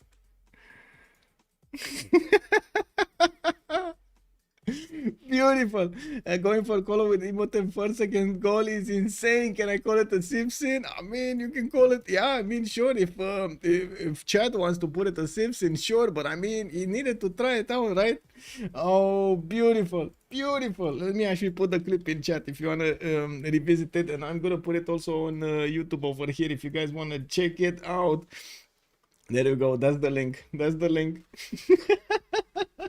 That's Civ6, I'd say. Yes, it is. Colosseum is on Darius, and I gotta point out all of that sacrifice that Rome did to not get his extra settlers out, to not repair his government plaza after it got pillaged, to not improve more of his tiles and so on. It all went down the drain when Colosseum could not be achieved here, could not be built. We do have to take a look what's going on here, since there are quite a few more shots with damage being done against Mongolia, which did manage to equal out the military alliance. We do have China needing to get his technologies. More encampments coming around. He got his builders down, and I do notice Greece has started getting the general points also, while China still doesn't have any. We do have Piero de Bardi as the next merchant, and I do want to double check if they picked any of the extra ones. No, only one got picked earlier. Zankian, Marco Polo, and Ipadlan are still available for them. Big brain move, not a sin. Yeah, big brain move. Wait, I think it's wait, depends on how you look at it, right? It depends on how you look at it. Yeah, we do have also Handan rebelling in 4 turns because the cities of China did get quite high in the pop, and they're applying a lot of pressure. There isn't a city to connect, and without that much population here. Oblique, thank you so much for the prime, much appreciated, sir. Thank you. United Primer. Yushi_oblique. Also, Lancer, good evening, sir, and welcome. We do have to see how things are going to evolve here in camel training projects coming up from Mork, and I do want to double check the gold pattern, because this is going to be massively important in the next part. It does seem like at the moment we do have MFD making by a small margin a bit more gold than COC. Basil II is going to start getting his amphitheaters up, and I do see more settlers coming around, going into the north end, probably one to the east side. There is a Mongolian horse also keeping an eye, a check on France's here territory, which I gotta say, France does have a continent split towards Byzantium. There's no way he's actually gonna try to get Guard Imperial so far away from his cities. And we do have Kiber with 31 science, 47 culture, and 81 points of faith with 107 points of production. He has more production than any of the members of his opponents here on COC. Looking at Greece, we do have encampment training projects in Ephesus. He's sending the horses towards Preslav, and I do notice that city does have walls. It's not going to be as easy as pie to get that out there. We do need to see what kind of strategies he's going to want to apply here against his opponent, since we do have him getting some Mongolian horses on the city of Corinth. It looks like he's worried, and he did deploy at least a few of those horses next to it. Now that he still has quite a few chops to go for, I would imagine we're going to see a bit more in production gunning from those chops.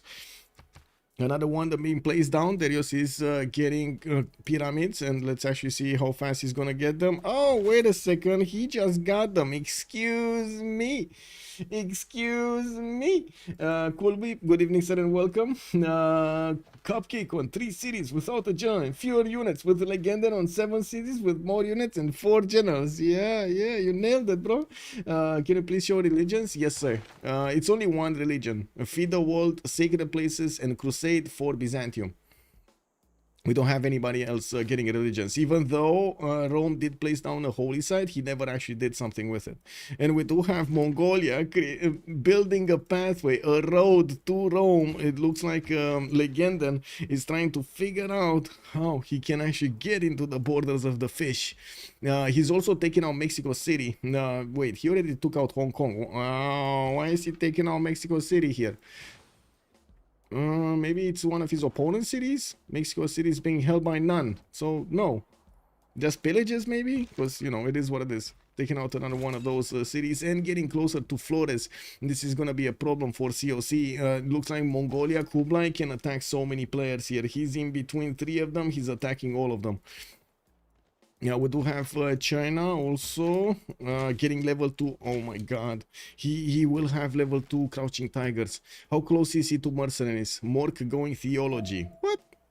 Okay, sure, bro, you can go theology. Printing coming up in 10 turns. Did not manage to get the upgrades here on the archers. See, oh, he should get one, at least one. Come on, they're not that expensive. You can afford it, bro. Believe. You must believe here.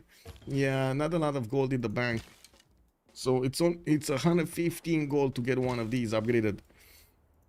I can't really say I would spend that gold, but sure.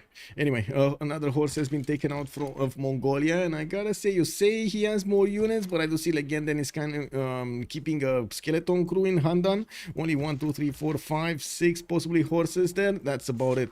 We do have also Aryabhata being recruited. Looks like Abu al-Qasim al-Zaghrawi is gonna be the next one, while I do notice Piero de Bardi is still not being courted by anybody.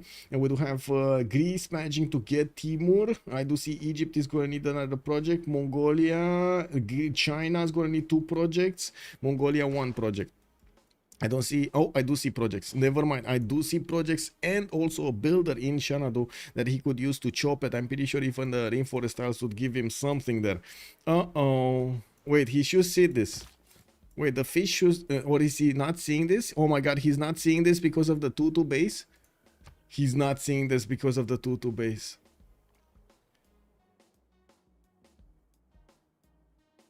Oh my god, guys. Oh my god, this is happening. The fish is getting caught with his pants down. Yeah, he's getting flashed over here. Just incredible. And again, we have, you know, the normal thing happening. Chokes not closed. And this is what's going on, right? You need to close the chokes. Big bada boom. Big bada boom happening in TaskForceFish City soon. We got 1, 2, 3, 4 settlers coming around. He's gonna get 9 cities soon if he does manage to get also that one settled on that tile. I think that's exactly the tile he's gonna settle on anyway. There isn't, or there shouldn't be a possibility for these horses to cross the river to get the settler. This is 5 movement. Yeah, there's no way. He's spending 3 movement just to get onto that marsh tile. So another possibility would be to just go towards the city of Delta. Anyway, these are 30-ish strength cities, and I do see the fish is sending at least a horse there towards the west side. While Aquilea did get placed down, he's gonna counter this. He's gonna counter this somehow. Gonna definitely not like it, but he's gonna counter it.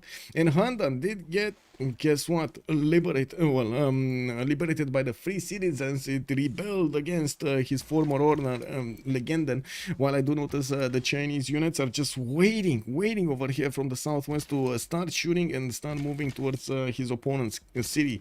We do need to see if Mongolia is going to manage to get his stirrups. He's stirrups in 2 turns, and divine right also coming up in 2 there. We do have the horses on the right side able to move, but they're not moving. I'm actually curious. He should do the last moves here, because he can 2-shot a horse, right? So he should actually get us close up and personal to take that low weak horse out. Even if he sacrifices a bit, it will give the time for these units to start moving also. But anyway, to start shooting. Anyway, now we'll see. We got more campuses coming around. He did manage to get Keshker on the coast, and that will allow him to start trading with Byzantium. I do see Byzantium is sending another city there, and did not plug in Reina. He went Magnus in Trebizond first to try to get the chops going in from that city. And I do see Liang all establishing in the north, but no city parks yet from him. Now I started to get a few of these theater squares, and I do notice Greece is on 7, France is on 1, Byzantium on 6.9. What did happen here? Darius found a goodie hut and he got a relic. Wow, man, this guy is so lucky today. I don't know what Darius did, but he's so lucky today. We got him with an army of builders starting to improve his territory. He's 162 points of production, 55 science and 55 culture, with 39 gold a turn here for Ambiorix. At the moment, doesn't actually have a natural enemy to attack him. We do have Greece that is struggling to get his own army out. He did send the first units towards Preslav to take another city for himself, while he's gonna try to build up his stats so he can take on Egypt on the western side, and of course Gaul afterwards. We do have Catherine de Medici also coming up with quite a few theater squares and an army to fend off the attacks of Mongolia. It's good that France has extra diplomatic visibility over his opponents, and that will be very, very useful in this war, especially the courser timing. Castles gives him an extra spy, and he will get to plug that spy in his opponent's cities quite easily. We got 3 more turns until the next golden age, and let's take a look at the era score. Kiber managed to get it. He's 63-58. Okay, so it looks like Mork did decide to retreat and not push. Why? Why not push?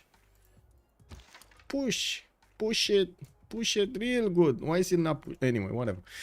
Kublai Khan 49-53. He does have 4 more points to get. I do see Darius is 61-60, and I believe actually with Divine Right he's gonna get it. Like Legenden is gonna get that.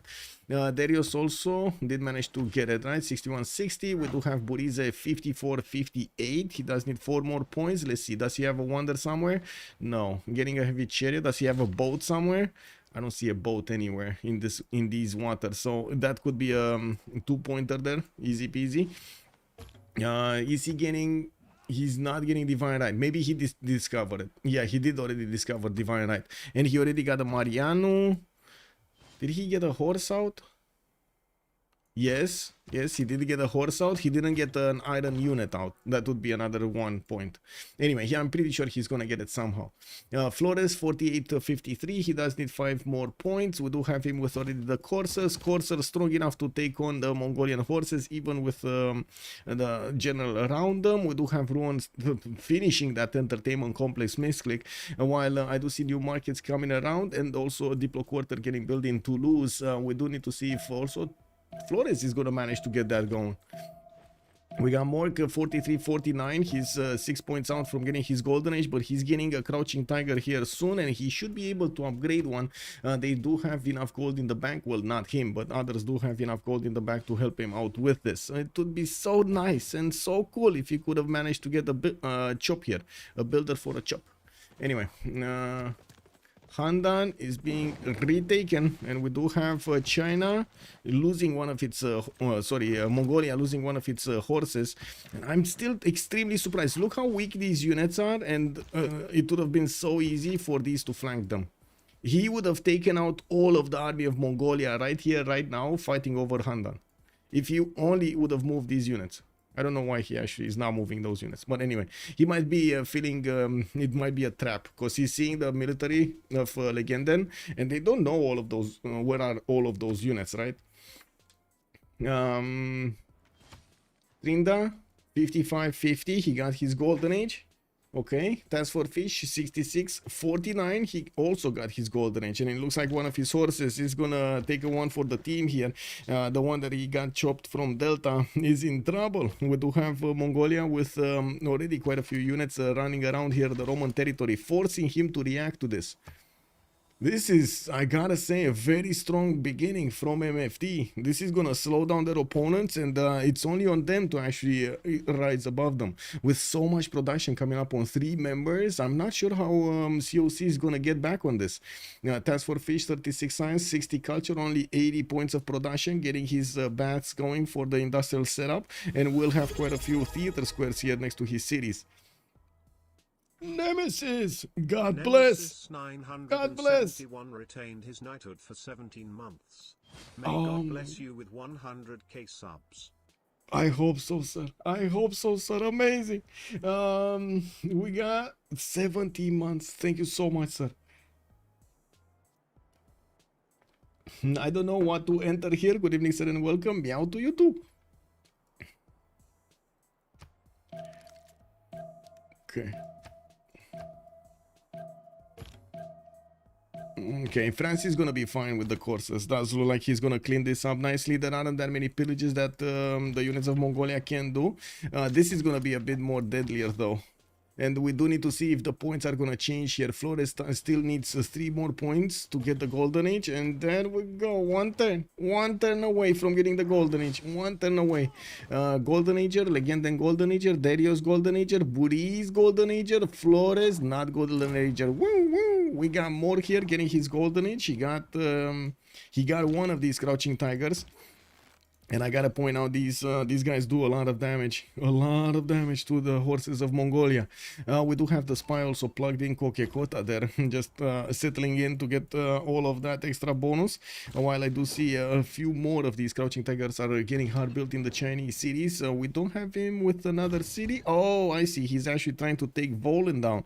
That actually is a problem because Volin actually wants to get walls up. So Mork has only one solution: try to attack into it quickly. The city is not under siege, so it's gonna heal 20 points. That's a bit unfortunate for him. Anyway. Flores. Golden Age. I mean, Flores. 51, 53. You need the Golden Age. Uh-oh. What's going on? He's chopping. He's trying to chop terracotta. Okay, makes sense. I mean, you don't want to leave terracotta to your opponent, right? Mongolia. I mean, come on, let's be real. Can you imagine Mongolia getting terracotta here? Ooh, that would be beautiful. We got some Kesheks coming around from Mongolia, and I do see him chopping out intelligence agency with Victor in the capital. He's gonna try to get the levels up spies from the get-go. And finally, China pushes out of his choke point, and I do see him pushing through the Mongolian units really quickly here. It looks like Mongolia is, gonna get to counterattack, but it might actually lose all of his army in the meantime. We still don't have a general yet for Mongolia, oh my god, for China. He got shafted again. There's no general. No general. Who picked up the generals? Egypt picked up a general. Rome picked up a general. Greece picked up a general. And another one on Mongolia picked up a general. So China didn't get one.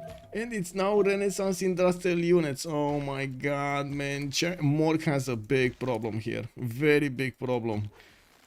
No general this time around. That in 2 eras, no generals. What is my delegation stat? It looks over right Meow. Yeah, exactly.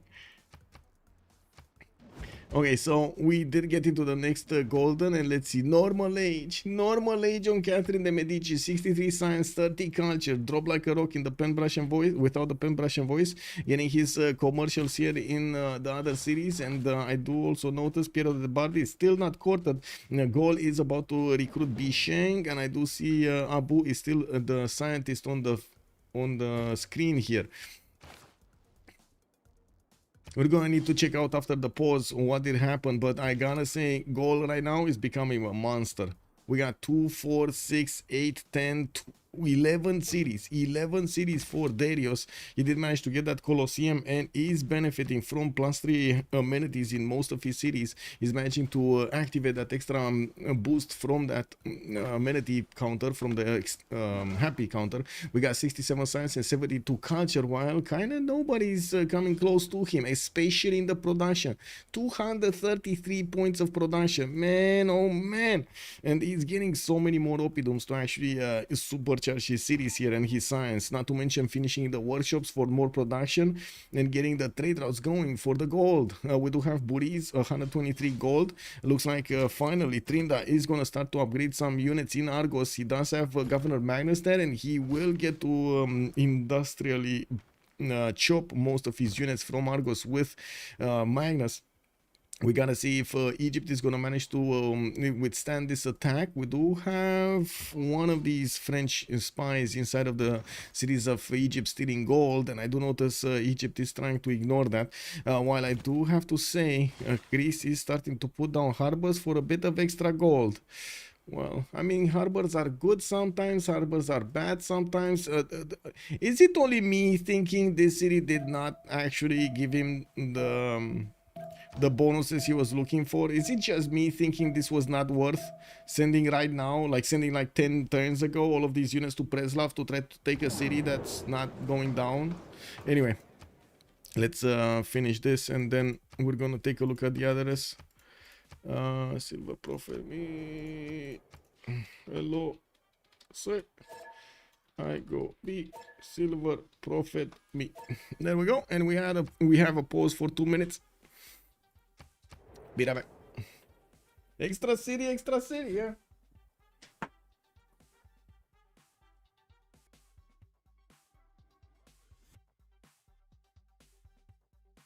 Bam, bam. Does Greece farm culture from unit distraction? Yes, but less, if I remember correctly. You see that 10 culture already popped off over here. We do have damage being done to the walls of Preslav, and now they did start a new era. Let's actually take a look at their golden age points, and also what did they do in the Congress. The Congress said grant amenities of marbles is going to be doubled, granting amenities of marbles. No points for the great engineers. Ooh, this hurts actually a little bit. Gaul, he already got a good one, so you know it is what it is. Basil 2 Diplo points also. Looks like a Diplo victory might happen here. Oh, wait, there's a hurricane happening in Trebizond, man. Anyway, Grandmaster Chapel coming up in Constantinople, while I do notice he's starting to get a lot of harbors out for the gold. We do need to see also harbors from Mongolia here to connect their cities soon. We do have only traders coming around towards Keshkir, while we do have some Kishaks coming around also towards the south. Looks like China still did not upgrade his units. Wait, is he not getting mercenaries? Did he actually not get mercenaries? He does have mercenaries. Why is he not? Okay, never mind. He doesn't want to upgrade. I guess that's the only explanation, right? He doesn't want to upgrade. He also did go autocratic legacy here for a stronger capital. Intelligence agency in 4 turns. Okay, never mind. Byzantium, Basil, going for monumentality golden age, putting down commercials, getting his faith going. 62 science, 64 culture, 115 faith a turn with 144 production. We do have him getting GMC next turn, and we might actually see him start to buy out units to send to his opponents. He knows from Mongolia's horse that France doesn't have that many units, nor does it have that much strength. And we do have Legenden, 35 science and 27 culture, kind of derailed himself, but also took away with him a lot of players in the lobby. Mork here next to him, or I should say Cupcake next to him, is going to be the first victim, and we're going to need to see if the crouching tigers are going to save him. If he doesn't upgrade them, I find it hard to believe he's going to get out of this alive. Anyway, now we do have also Burrize, no, sorry, Darius, 83 science, 80 culture with a pen brush and voice second golden age, 242 points of production. Man, he's bigger than almost 3 players of his opponents. What is this? Anyway, Cleopatra, 89 science, 72 culture, chose to go pen brush and voice golden age, has 2, 4, 6, 8 cities, definitely bigger than his neighbor over here, Greece, and we do need to see if Greece is gonna be stomped by the if the attacking force of Greece is gonna be stomped here. It looks like actually Tryndaehre wants to go against Gaul, while Gaul got James of St. George to get the 150 fortification health. Bagakum and Alesia already got the Gallic upgrade for the walls, and also of course the Oppidums are receiving that. Preslav has also been successfully taken over. Looks like Tryndaehre is going to need to reposition all of that army towards the south. And of course, he does have giant causeway damage. I'm not sure if he got it on all of his units, but that certainly is a possibility. We do have Catherine de' Medici in the normal age, unfortunately. Doesn't really have extra points coming around from his golden age, unfortunately. It is what it is. 7 pop in Paris, but did not put a district down. He has only 2 districts right now in Paris. China, drums of war, second drums of war. He's pushing out with his crouching tigers. Finally, actually got a few more upgraded, and of course, with the Kishaks coming around, you do see he's starting to 2-shot horses here, especially with his stronger archers that can shoot. The Kishaks of Mongolia might actually start to priority target the archers, so he doesn't need to deal with level 2 crouching tigers. That's gonna be a bit too hard for him to handle. Imagine this damage with plus 17 on it. So like 68 points of attack crouching tiger. Kick W, man. Kick W. What is it? Is it 17 or 13? 13, I believe, actually. Wait. It's 7 plus 12. I mean, 12. Kick W. It's hard with math. 12 plus 12. Not 17. So it would be, what, 51 plus... Kick W, man. What's the damage? 51. Okay. 64. 63 kick 63. Anyway, now we do have next up Tryndaehre 53 113 2467 cities with Pingala establishing the capital city. We're going to need to see if this is going to be the final form, the final shape after Liang moved the puddle jump from city to city to get his city parks going and get the happiness there. I do see him coming up strongly with a big army. We do have him needing to do something with it. Egypt is already pre-building and the hard building to get defense going. We should see the same reaction here from Gaul also. We got the TaskForceFish in a free inquiry golden age this time around, 86 science with 54 culture, managed to clean up house on the left side and put down most of his new cities on 2, 4, 6, 8, 9 cities strong. We do have him getting another holy site here in Charlie and got a religion. That's the Grieved Force Fish. Zen meditation with stewardship coming out campuses and commercials, giving him the 2 science and the 2 gold for those respectively. Okay, Darius is so far ahead. Wait a second, what are the comments here? Looks over right now. Well, let's see. France normal age being boom, yeah. Rome picked admiral, not general. Yes, that's true. Wait a second, he did not pick a single general. So this was admiral. Okay, so wait, another admiral. So it was Tryndaehre with okay, yeah, I did see this and I thought it's a general. Okay, yeah, makes sense. Thank you for pointing that out. We do have to see how the gold generation is also going to evolve. At the moment, only Flores and Fish are doing gold on the side of COC, while MFD does have Kiber, Darius, and also Burrize making gold. Legenden does not, but Legenden is also putting a lot of production and also work into his K-Shakes right now, into his army. He's also, whoa, got denied the terracotta. He got denied the terracotta. Another deny here coming out from France this time around, finishing up terracotta much faster in the city of Rennes with Magnus. He chopped it out and got the spies level. I'm not sure where his spies are though. I don't see his spies. Yeah, I don't see his spies. Is this mausoleum? This should be, yeah, this is mausoleum. Okay. Okay, we do have actually Darius here just going culture victory, isn't he? Great library coming up with Apadana, getting more slots there, getting the tourism and the culture going. 1996 is on, well, just 18 tourism at the moment. It's gonna take time. Okay, let's see the war. 1, 2, 3, 4 K-Shakes available. These crouching tigers should be able to 2-shot, 3-shot the K-Shakes. Oh, the level. He still didn't upgrade. Okay, there we go. Level 2. 66 attack plus 6 intel on this crouching tiger. This is amazing.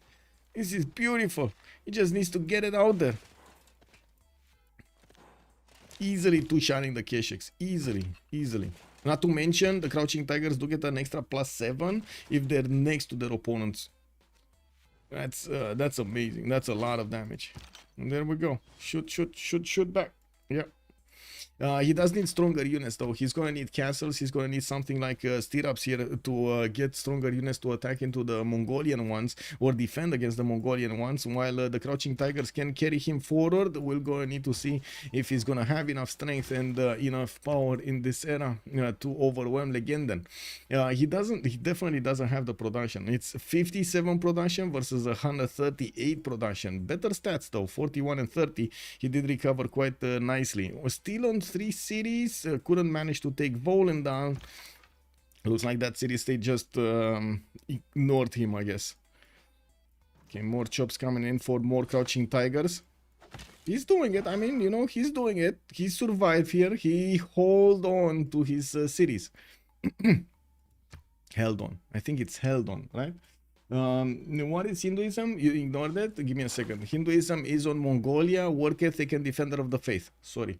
Work ethic, shrines and temples provide the production equal and to their intrinsic faith output, and we do have +3 on defender. And where is his oh, I see. In Hong Kong. In Hong Kong, he built that holy site. That's gonna be very good for Byzantium, right? He's this is just a religion, so he gives an extra +2 taxi straight to Kiber. While we do have Kiber going for his Kilbak Isivani, I do see it being finished in 10 turns there, getting his stuff going. Whoa! Thank you so much for the donation. Much appreciated. Thank you so much. Thank you so much, Fire Tiger. Good evening, ma'am. How are you doing? Long time no see. Much love. How was winter time, right? How was winter time there? It's been a while indeed. Yes, been a while indeed. Wait, I have two questions. What's the deer doing? And how's New Zealand? What's the deer doing? First, we need to figure out. Do you still know what's the deer doing? Okay, what's going on here? We got the army of Greece moving with a great general. It looks like he's still keeping them next to Argos. Printing coming out in 2 turns, but also repositioning a lot more. He doesn't have roads from Argos to his capital. This is a bit inefficient to actually move the units right now. Good thing they're heavy caps and they can move quickly, but still it takes him a bit more time than it should have to move it. And I do see also Egypt and Gaul having vision on this city. They know what's going on. I do want to point out Gallic vision is around Argos. He knows about the units here and he is going to react to this. It should be, no? In summertime, isn't it winter there? Isn't it the other way around? In Australia also? What are Flores and more doing? Flores, well, first of all, he did take away Terracotta, which is a pretty good one, getting his economy connected with Rome on the seas and managing to get 66 gold a turn. He did actually get the science and the culture going. Definitely without Pembrush and Voice is not the same. He's gonna get his spies out, and I gotta say he didn't actually use Victor there. Anyway, he does have Victor in Toulouse and has no army here to the east side that he can speak of. Egypt is past those borders, actually fighting against the Namadol, which did get walls, and it looks like that attack is over. There doesn't seem to be enough strength from these units to take down that city center. There we go. New Zealand spring. Woohoo! I actually spent New Zealand winter, June, August, living the Bali, learning to surf. Very nice, very nice. Heading into New Zealand summer now. Woo! Beautiful, beautiful. Beautiful. So going after basically, wait a second, we can say it another way. You're going after the sunshine. I see how it is. I see how it is.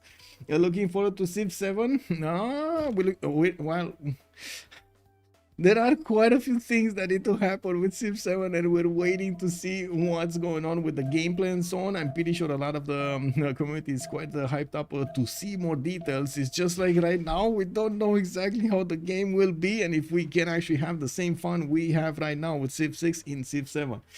I'm indeed husband from Southern California, so we're chasing that sunshine. Beautiful, beautiful. Now we got Kilvaki Sivani coming up in 7, and I do see a great writer here that still needs to write some books. Universities from Byzantium is gonna slowly put him over 100 science, while Darius and Burrize, both of them did manage to get over 100. TaskForceFish is not that far off, and Tryndaehre also on 75 points right now, getting a few more campuses to go. Trying to also get the Chichen Itza built in Argos. This is actually quite wow, this is a gamble. Is it just me thinking this is a big gamble for Tryndaehre to try to get this in 22 turns? I mean, it's massive if he gets it, right? That's so much extra production and so much extra culture. Although, that's a lot of production being placed into it from the get-go, right? Even with the chops. He only has like 2 chops, that's it. Well, the 2 chops that he would want to get the chops from. That's it. Oscar, good evening, sir, and welcome. Who is the biggest? You have to know. Well, right now it's Darius. Darius is the biggest. We got 334 production on Darius, 119 science with 110 culture. He's getting some knights out to fend off the possible attack of Greece against his units, which I gotta say Greece has a significant amount of firepower on those units. Now we do need to see if Darius is gonna get to his cuirassiers or to a technology that would actually be allowing him to withstand these attacks. He coupled his economy together with Egypt in the north and getting that extra gold flowing there through Ratumakosa's governor Reina established city. By the looks of it, we also have a few of these workshops here on the right side. Say how to Mount Doom. Wait, there's a Mount Doom in New Zealand? There's a Mount Doom? Wait, I think we need to activate whoa. I think the bot went vacation style.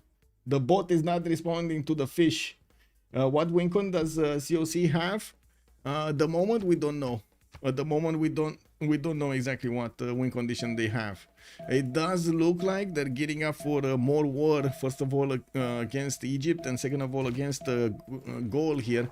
We do need to see how quickly Tryndaehre is gonna want to get this out, because I see him standing around the city of Argos a long time, just defending there, not actually attacking anybody.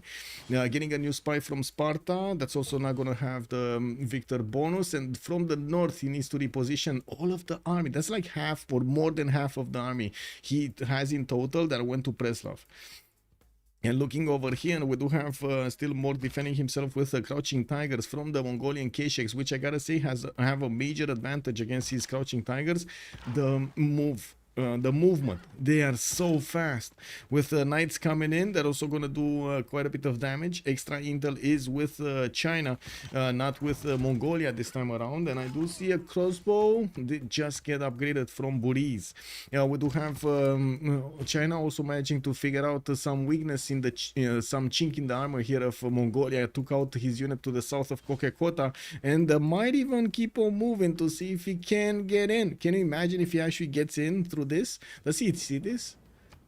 He knows about this. He knows about this. Beautiful. Okay, well, let's see if China is actually gonna move anything here. He would need stronger units to go against the Kesheks, granted. And I do see him going for construction right now. Diplomatic service still doesn't have the upgrade button on these horses. Unfortunately, doesn't have courses or knights. I don't think he has knights. I don't see a single knight. Anyway. Byzantium, Kilva in 4, getting universities up, getting his campuses in Iconium, and spy in Trebizond. We do have him aqueducting his eastern cities to get that extra adjacency towards industrial zones. While I do see he has a single Tagma, he does have a lot of faith, right? 190 faith a turn with 228 points of production. He can definitely go and do some damage over here against France. And also, just take a look. He found one of the courses of France just having fun with a cattle tile there. Well, I think the Tagma will have the final say of this. If only he would move forward to see it. Let's see, is he gonna see it? Yeah, there we go. Take it out. Yeah, there we go. Easy peasy. Kiber and Darius on Kilva. Wait, Kiber and Darius. I don't think Darius is building Kilva, is he? Oh, he is building. Oh my god, man. They're both going for Kilva. Yes. You see how competitive they are? They're even competing with each other in the same team. Wow. I'm not saying it's ideal, but they're doing that. Why didn't he put down Petra there? I'm not saying it's good to have it, but at least he would have had a much better city, Alicia. Anyway, triple knights coming around from his cities. We do have him needing to appear in Alicia's borders to fend off the attack of Greece, which is starting to move towards the south here. Egypt did ring the alarm, and yes, we do have 10 turns for Chichen Itza to finish. Another encampment from Egypt. While I do notice multiple crossbows did get upgraded, Abu is also on the front line there to give that extra heal. I do see Gaul picked up Bisheng. Marco Polo did get recruited by Egypt for an extra trade route, and Ifadlan. He got all three. He got all three trade routes here, didn't he? Or wait, wasn't France that got the first one? Again, let me double check. No, he got all three. Zankian, I was remembering well. And let's see who picked up Newton. Nobody? Okay, so Newton is up after Ibn Khaldun, or in the next ones. Gaul is starting to make projects for Ibn Khaldun. He does have Colosseum, so that's big. That is very big for him. 4 projects coming around next turn. That's gonna give him probably the edge here to get it. I don't think anybody will have that much production. Yeah, I'm pretty sure nobody has that much production. Now, TaskForceFish is raising in the his stats in the science. I do see him 128 and 73. Now, while Mongolia didn't have enough strength to send another army towards him, we do have the fish starting to get the proper position for his industrial zones. He's not nearly close enough to the production he needs at this point in time, especially because of the Colosseum sacrifice. The sacrifices that he needed to do in order to get Colosseum down at that particular moment and have the builders and everything, that just took away from his tempo. No extra settlers. If he would have gotten the Colosseum, it was amazing. He didn't get it, and this happened. And also, I gotta point out non-freshwater cities, by the way. Like, he started off with 2 non-freshwater cities. Okay, more coursers coming in. K-Shakes coming around here. Looks like Mongolia is trying to pass around here, sending a few units towards the west side, trying to catch China off guard, even though that is not happening. There are quite a few crouching tigers here in the cities, and he does have a level 3 coming up in Shendu. Wow, level 3 crouching tiger. Oh man, it's been such a long time since I've actually seen field cannon, level 4 field cannon, which was actually basically the standard back in the day. Like, remember when they changed the experience points? Oh my god, man, the experience points, like what, 2 years ago? I think 2 years ago it was that change. Back before the change, you would have gotten level 4 field cannons and level 4 crossbows so easily. Imagine Tryndaehre will get a bad city with pyramids plus Kilva. Yeah. I mean, I don't think he's gonna get it, to be honest. Like, the walls are gonna be strong enough. There are 150 walls. They're not the cheap ones. They're not the ancient walls. These are 150. These units are gonna die against these borders. He definitely needs catapults or trebuchets to do the damage there, and I do see he is moving them. It's just taking so long to actually reposition them from taking over Preslav in the north. That was another one of the points I wanted to make over here. Yes, Preslav, extra city, but looking at the timing of it all, it does seem like he would have benefited a lot more from an army and pushing either Egypt or Gaul to actually force out a reaction from them, just like Mongolia did on Rome. He didn't need to win this fight, by the way. I do have to say, he didn't need to win the fight. He just needed to force TaskForceFish to get an army out. That's it. That's all he needed to do. Yeah, how irrel can Mork be? Well, at the moment he's holding his borders. So what can I say? Mork 49 science, 34 culture, Legenden 55 28. They're kind of, you know, irreling each other here. I guess there couldn't have been a better target to defend right over here from Mongolia. I think China is a good target to defend, just like I guess Catherine de Medici would be a good target to defend. Let's see, Basil. 2, 4, 6, 8, 9 cities. Kilva finishing next turn. Oh my god.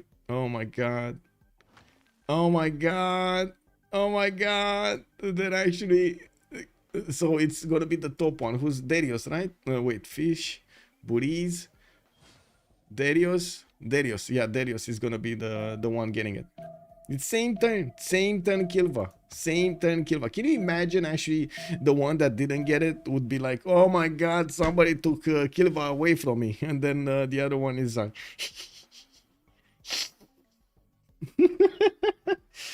extra city isn't always an extra city. I'll explain later. Yeah, Lancer. Yeah, exactly. Yeah, we need to ask about it in the post game. We do need to ask about it in the post game. And there we go. Darius did finish it, and it looks like well, I guess Kiber just was left over here with a swollen. How do you say lips? Swollen lip. Yeah, there we go. Okay, so China getting attacked by Mongolia. China is trying to bait the Mongolian troops to come closer to his city so he can get the crouching tiger shooting. These are gonna be the ones helping him to defend this. We still don't have him with a general, and it is extremely expensive right now to get a general. It's 305 points, while Mongolia is on 9, China is on 5. We do have him also getting another spy from Xi'an with Governor Victor probably 3rd. While we didn't see him trying to get another settler going, he did send a party towards Volin to maybe use the catapult to take down those walls. Oh, foreign culture getting tourists. It looks like Darius, no, not Darius, Kiber did manage to get 1 out of 39 for the culture victory. He's on 59 tourism a turn, while Darius is on 45 tourism a turn. Now, okay. What do we have on France? France, Tagmas coming. Oh my god, Tagmas coming in. We got some Mongolian Kesheks coming in. They're gonna try to do some bad stuff here. There is another Tagma on the way as well, because why not? While Kiber is building up his forbidden city, he does want to disturb as much as he can Flores the Sim, not allowing him to actually get what he wants here. With Flores on 106 science and 53 culture, looks like he did manage to get back up from his normal age, but not nearly as close as the production numbers of his opponents here. With Burrize on 250 production, Kiber is 267. Looks like COC is having a problem getting the production up, and that is a significant issue, a significant problem. Campus research projects coming in from the fish, while I do see Dmitry Mendeleev is going to be the next one. I do see both of the good ones got picked up by MFD here. They meowed and they got Khaldun, they meowed and they got Newton. Very nice. One on Gaul, one on Egypt. Egypt is gonna be quite strong over here, even if Tryndaehre does manage to get his science. He's a lot of culture and production from Kilva, from Chicanitsa here in a few turns. He does have coursers, and I do see him trying to get to the cav attack. Siege tactics in 4 turns, nationalism in 2, keeps on hard building these coursers, while I do not see him having actually a possibility to attack into Gaul. There are a bit too many units right now on the Gallic defense, and of course the walls and so on. It's tough. It's very tough to actually punch through this. Maybe you could say Egypt has, he would have had easier time against Egypt, even though I gotta say Egypt does have quite a bit more production than him. Egypt is on 245, while Tryndaehre is 155, and the size is with Burrize. So push comes to shove, Burrize is gonna get faster to cuirassiers than him. Nationalism also coming around about the same time. 5 turns for Burrize, 2 turns for Tryndaehre. Maybe it was a 5-head move from Kiber to overflow the production into Forbidden. I mean, you lose a lot of production. You get like what, half? If I'm not mistaken, you get like half of it, right? I mean, Mongolia isn't even that irrelevant because he helps Basil making money. Yeah, that's true. That's true. He's not. I don't think he's that irrelevant. I don't think Mongolia is actually irrelevant. He's still he's still forcing fish to make an army and Greece to close up chokes. Yes. I guess you can also count the spies of China, right? I don't know how many he has, but I'm pretty sure some of them are trying to steal gold. He has one in Trebizond and one over here. So this one, gaining sources. Okay, he's just he's preparing to start to steal gold, so he is gonna get something for his team. We don't know exactly how successful he will be, but he's getting something. Okay, France might lose one of his coursers, while I do see the K6 is strong enough to withstand the counter attacks here. There is an attack going on, but Rome this time around he closed up his chokes. This time around, it's fine. It's fine. The fish has this. The fish has this. Second time around, you know how it is. Fool me once, shame on me. Fool me twice, shame on you. You know, this is the way actually. Isn't it the other way around? Fool me once, shame on you. Fool me twice, shame on me. How is that? How is that saying going? I'm not from. How to say? I'm not sure if I got it correctly. Just think China has done okay out of a disaster start. Yes, he didn't do that bad. Legenden is MVP. Yeah, man, again, Legenden doing it. I mean, you know, it's all after the name, man. But there is nothing to get better production in Monumentality, since you can't overflow production into builders. You need to ask in post-game. I will ask, Battlecruiser. I will ask.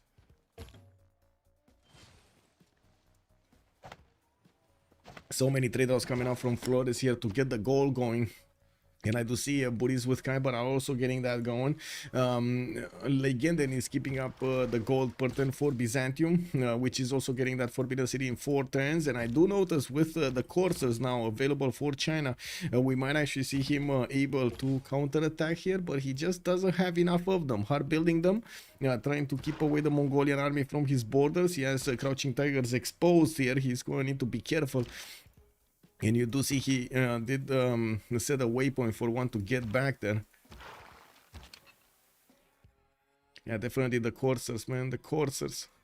If only he would have dealt with that army from the get-go. Totally different. But anyway, one crouching tiger and 2 horses are cleaning up house here towards Cupcake, forcing more armies to come around from Mongolia and be sent towards the southwest to deal with the problem. In the city state screen, we do have Namadol being kept by TaskForceFish. Namadol is... no, not here. Where is Namadol? Here? Oh yeah, it's getting so pillaged by Egypt. He never managed to took that one down though. it looks like it's still gonna take a while to actually take this one down, but Egypt did manage to extract everything he could from this. Bandar Brunei not being held. Darius has Cardiff. Also Flores has Brussels. Fez is being kept by Burrize. That's MFD. And we do have Legenden keeping Volen. Kiber keeping... Wait a second. Do I see this? They have all of the city-states? Wait. So Flores has one, right? And Fish has one. That's 2 on COC. Where is Tryndaehre's envoys? Where are Tryndaehre's envoys? Where are the other envoys? Where are the envoys? Oh my god. Uh-oh. This is a problem. This is gonna give them so many points for the Diplo favor. Yeah, so much Diplo favor. They're already starting to get ahead of their opponents here. And remember, Kiber rolled the first one. Rolled the first 2 points, right? So he can get Mahabodhi Temple. He can get Statue of Liberty. He has a sea for it. He can try to get the Potala Palace and just keep on gathering those Diplo points here. Imagine that. A war nation getting the Diplo victory. Well. I bet the Tryndaehre envoys are in Fez. All of them. Let's see. Yeah, they are in Fez. But Burrize just stayed ahead of him with Amani over here, and it shouldn't be that long till Burrize is gonna double it. Yeah, he's trying to contest it, but it looks like he cannot contest it. Burrize is just too strong. We do have... Darius too strong. Whoa. Burrize too strong. Kick. How is he not getting this with 161 culture? Wow. Okay. Well, we'll see. Greece stopped short of attacking Gaul here. We do have Burrize just showing up with a few knights and letting him know he's there, while Greece is gonna send a few units towards Akhetaten to actually try to do some pushes over here, forcing reaction from Burrize's knights. No, General, good evening, sir, and welcome. Also, MVM, does it ever actually happen in 4v4s or even multiplayer that religious victory becomes relevant? Not really in the 4v4 scene. In the religious victory, if you in the religious in the FFAs, you will see this happening. Actually, if you check out on my YouTube, I have a game like I played like a few days ago with All Sign, and he got a religious victory with Ethiopia, just bamboozling everybody. And I did say at some point, somebody's doing the funny, guys. Somebody's doing the funny. Everybody ignored me. What could have I done more? I didn't have a religion. Somebody else had a religion. Oh my god, man. It is what it is, man. It is what it is. Hello, sir. Yeah. Let me share you the link. Actually, give me a second. I can share you the link. Yeah. This. Shareable link. There we go. There you go. That's the link. Also, Alexi, good evening, sir, on YouTube. Egypt and Gaul have too much science. Well, they do have a lot of science. I'm not sure if it's too much, but they do have a lot of science. And I gotta say, Gallic science is actually his straight up science, right? It's not fake science. Kiber also, it's straight up science. He does have a monumentality now. Burrize is 200 science with 100 culture. He definitely has pen, brush, and voice. So again, that's his science. On TaskForceFish, that's a free inquiry golden age, and that's him getting the adjacency points into science from his harbors, which he's going to need to start transitioning into a lot more campuses, getting also the libraries in them, and also building up those universities. Now, he did manage to get high pop cities, and I do notice he's struggling to fend off the attacks from Mongolia. Mongolia just keeps on taking down units here. No mercy, just keeps on taking down units. Multiple spies also from Mongolia deployed in Fish's cities, but none with a level 2 though. Not even a level 1. I don't see a level... Oh, there is a level 1 in Alpha, which is trying to foment unrest and get to a level 2. That's going to be big. If he does manage to get the plus 12 on Fish, I don't see Fish that well here. Yeah, I don't see Fish that well. We do have also Mork about to clean up house of the Mongolian army on the west side. His crouching tigers are gonna be ready to start shooting after the coursers are taking point over there. And while I do notice the Mongolian new units that are being sent to the northeast are taking quite a bit of a beating there. No, level 2 archer, get it back, get it back. That was a trap, by the way. Cupcake did set the trap, and it does seem like Mongolia took the bait. We do need to see if the trap is gonna be sprung over here with the crouching tigers getting some attacks on the Mongolian Keshiks. No, doesn't seem like it's gonna be that good of a trap, to be honest. Yeah, he's not gonna get it, right? He's not gonna manage to take down the Mongolian units with just his crouching tigers here. He needs coursers, he needs knights, stronger units overall.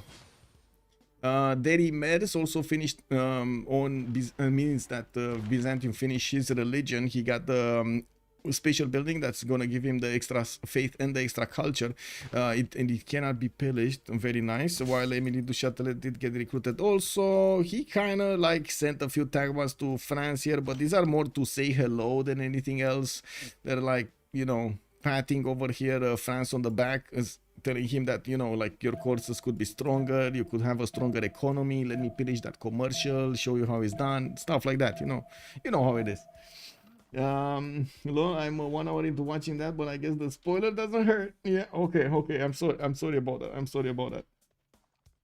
Spine Delta has an upgrade too. The Spine Delta has an upgrade. Spine Delta, this one, does he? Because it's doing listening post. I don't know if he has one.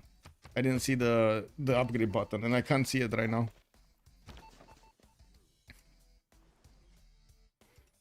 Okay. Tryndaehre started to actually move on to Egypt over here with his units managing to punch through the initial defense. Looks like Egypt is in trouble. We do have him needing to get a lot more knights on the battlefield here, and I do see he's going to need that spine inside of the Greek cities to fend off the attacks here. He doesn't have that much strength on his crossbows. There is a +3 intel on opponent's movements from Greece, and of course all of the other big boy bonuses here from the military alliance. He's going to get the +2 strength from military policy slots, a +5 from a great general, and the speed of Fion bonus on attack. We do have him also with units next to Argos and going for military science, so he can actually discover his CAV technology. He's building up new courses in the backline, so he can upgrade them and send them towards his opponents. He's gonna get nationalism, so CAV core attack might happen. This is a way back. Did they find a way back? That's the question here. I saw this, yes, if I remember correctly, Legenden had a Victor 3. He does have a Victor 3. Yes. He does have a Victor 3 in Xanadu. Yes, he does. So you think this spy just got moved before he got the upgrade on it? It might be possible. Like, that's an extra turn that you need to keep the spy not working. Basically, send him on in a vacation somewhere, you know? I mean, he needs to be rewarded for all of his hard work there. Campuses coming out Constantinople, Art Museum Nicaea, also campus in Ansira. We do need to see if Byzantium is going to choose to go on the offense here. We do have him getting that nice and juicy 200 science and 140 culture with 251 faith a turn and 300 points of production. I gotta say, from just the production numbers here, it does seem like MFD have this in the bag, and we're going to need to see if Tryndaehre is going to manage to get this back on their side. Get this because first of all, if they take out Burrize, or at least do enough damage against Burrize, this is going to significantly hurt the goal per turn of their team, of their opponents, of MFD. So we do need to see if this is gonna happen or not. Okay, Olex is saying, what about the number of techs? Legenden is fighting 3 people at a time while teammates just getting stronger. True. And number of techs, what are you asking me? You want to see who's first in techs? That's probably gonna be Darius, no? He's 32 techs versus 26, 28, 21, and 28. Burrize is 30, 23 on Kublai, and Kiber is 29. So Darius is the top one over there with 32. I also want to point out Gaul could have actually sent some helping parties towards Greece, and I do see Greece is sending a few coursers towards his territory here. Looks like from the initial Darius preparation to help fend off an attack in Malaysia, he totally forgot about Bagakum. He didn't get units there, and that's exactly where his trade routes are going through. Well, some of them. I see at least one is moving through here. We do have also Greece managing to get the core ability and pulling up stronger units. That also means he's not going to have that many units, because two units turn into one stronger one. And yes, we do have Burrize sending quite a few of his units to stop any form of pillaging being done in his territory. Edfu is going to try to get the ancient walls going, and of course using his crossbows, he's doing significant damage to these Greek units. It's not that easy for Greece to actually punch through. Army of Mongolia still being kept in check. We do have the Chinese courses coming around here, and my ears for some reason hurt. It is what it is. We do have these Kesheks also starting to get close up and personal with the Chinese cities. Only 3 of them, and they don't have a knight or something like a courser to help them take cities, but they will do damage against units. And the question is, do we have Mork with enough units to actually fend this off or not? Yeah. Anyway. Okay, so still the Rimer's being built. More art museums, no army on the right side, and I do see Flores did manage to keep his borders intact in Lyon, not letting his opponent pillaging his tiles, while he's gonna get a few more coursers. Not a lot of time until Tryndaehre is gonna get his military science. We do have Mork and Flores going for it, and they're gonna get Cav over here to upgrade into. Finally, Flores is making a significant amount of gold, 131 per 10 with 207 points of production. Actually, finally, all of well, 3 of the members of COC did go for more than 200 production, while on the other side, well, we're about to hit 3 members going for 300 production. Man, that production difference. Also, Rome did manage to get to Cav, to military science, and pushing back these Mongolian Kesheks away from his territory is going to be his priority here. Getting of Cav core that can one-shot Kesheks, almost one-shot Kesheks, is definitely going to help him push back Mongolia to his territory. And this might be a ray of sunshine in their game here. We're not that far away from also getting to the next World Congress. When I do want to check out the sim of Gaul here, he's going for Alhambra. I do see he did finish Mausoleum. He's going to need to fend off attacks from the fish from the west here, but he does have quite an array of men-at-arms, crossbows, pikemen, and musketmen taking up positions, defensive positions. Best defensive positions are definitely going to be next to the choke points. Shouldn't allow an army to deploy here. We got more factories coming in. Aduatuca, oh my god, he's industrializing everywhere. So he's 536 points of production. Ooh, 536 points of production. And that's before factories. Before factories. 536 points of production. Ooh. And what's going on here? Oh, wait a second. Greece got pushed back. The extra production of Egypt over there showed up big when he needed to actually replace his units that he was initially losing, while Greece needed to retreat back into his city so he can get the upgrade for the Cavs. Didn't want to lose this newly upgraded Corsair cores, especially because they do have some promotions on them, and well, he's going to need to upgrade them. That's also going to take quite a bit of time to get them to heal back up. It's going to take a significant time actually to get to heal them back up. Let's see on the general screen. Do we have more generals? We did have a general. Did we have China? Finally, China picks up a general. Guys, third era, China picks up a general. Gustavus Adolphus showing up big for China. Is he gonna get this? Oh, he's running down the Kishaks, and I do see Legenden kind of gave up on attacking China. He probably was losing units, so he didn't want to spend more time there. And I do see right now, actually, China has a possibility to counterattack here against Mongolia. He's taking out the Kishaks that he sent. And I also want to point out, it kind of feels like Legenden lost focus here. Is it only me thinking that Legenden kind of lost focus here? Especially when he's losing his army on the right side, losing his army on the western side. Only got his economy going, lost his army here. Yeah, Legenden is on the back foot. Kiber needs to step in. Darius needs to step in. Burrize is doing what he can against both Greece and the China on the left side, and also trying to take down Namadol 1.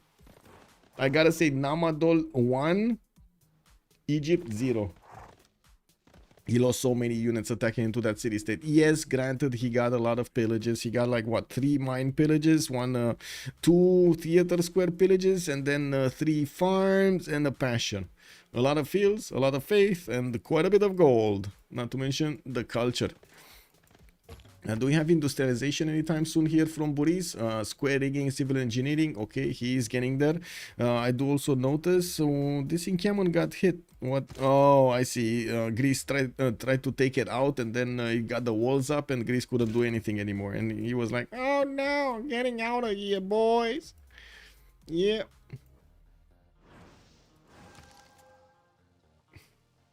You can see Legenden work on the COC stat screen. He did fine. I'm not saying he didn't do fine, Battlecruiser. Totally respecting what he did over here. I'm just saying right now it kind of feels like he lost the focus.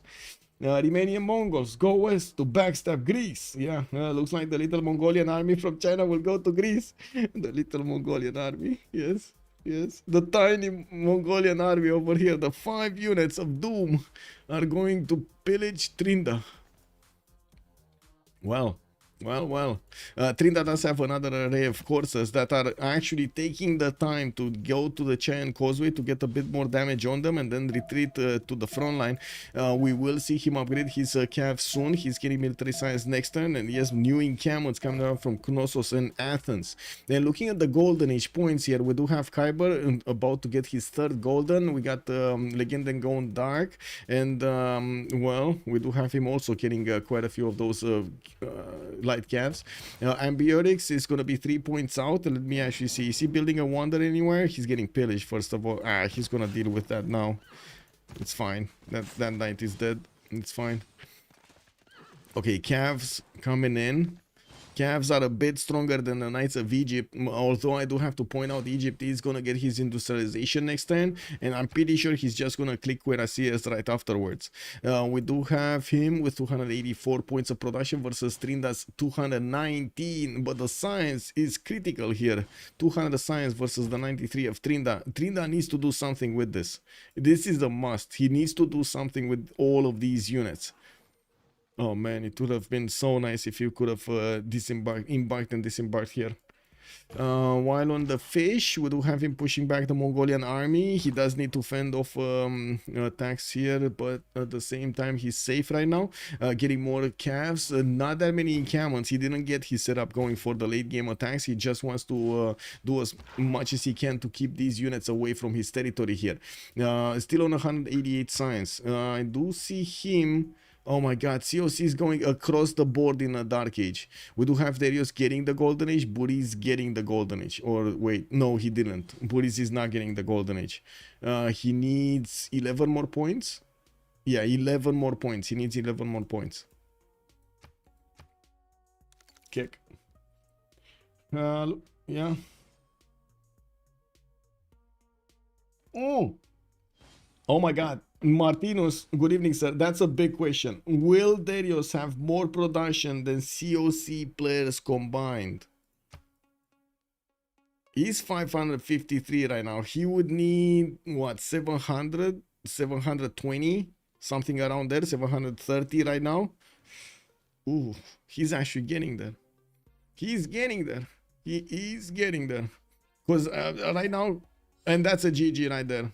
That's the GG right there. We did have in their first matchup over here in the new CPL Premier League Season 4, MFD, Meow for Delegation, managing to snatch a victory from change of circumstance with a very good game from Legenden, applying the power against Cupcake, applying the power against the fish, and keeping as much as possible Flores on his toes.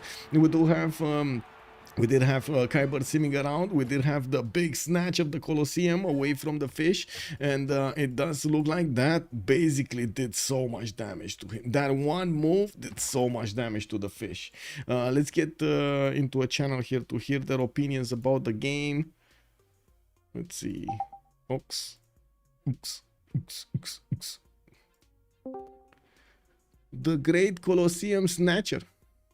Yeah, that's brutal watching this Rome game. Yeah, bro. That audience was not having a good game. Yeah. Oh my. I don't know how much you saw, but the audience just get pillaged over and over again. The audience in Rome, the one in the north, Yes. yes. Yeah. And the harbor, like the two non-freshwater cities opener there Yes. for Rome was, oh my.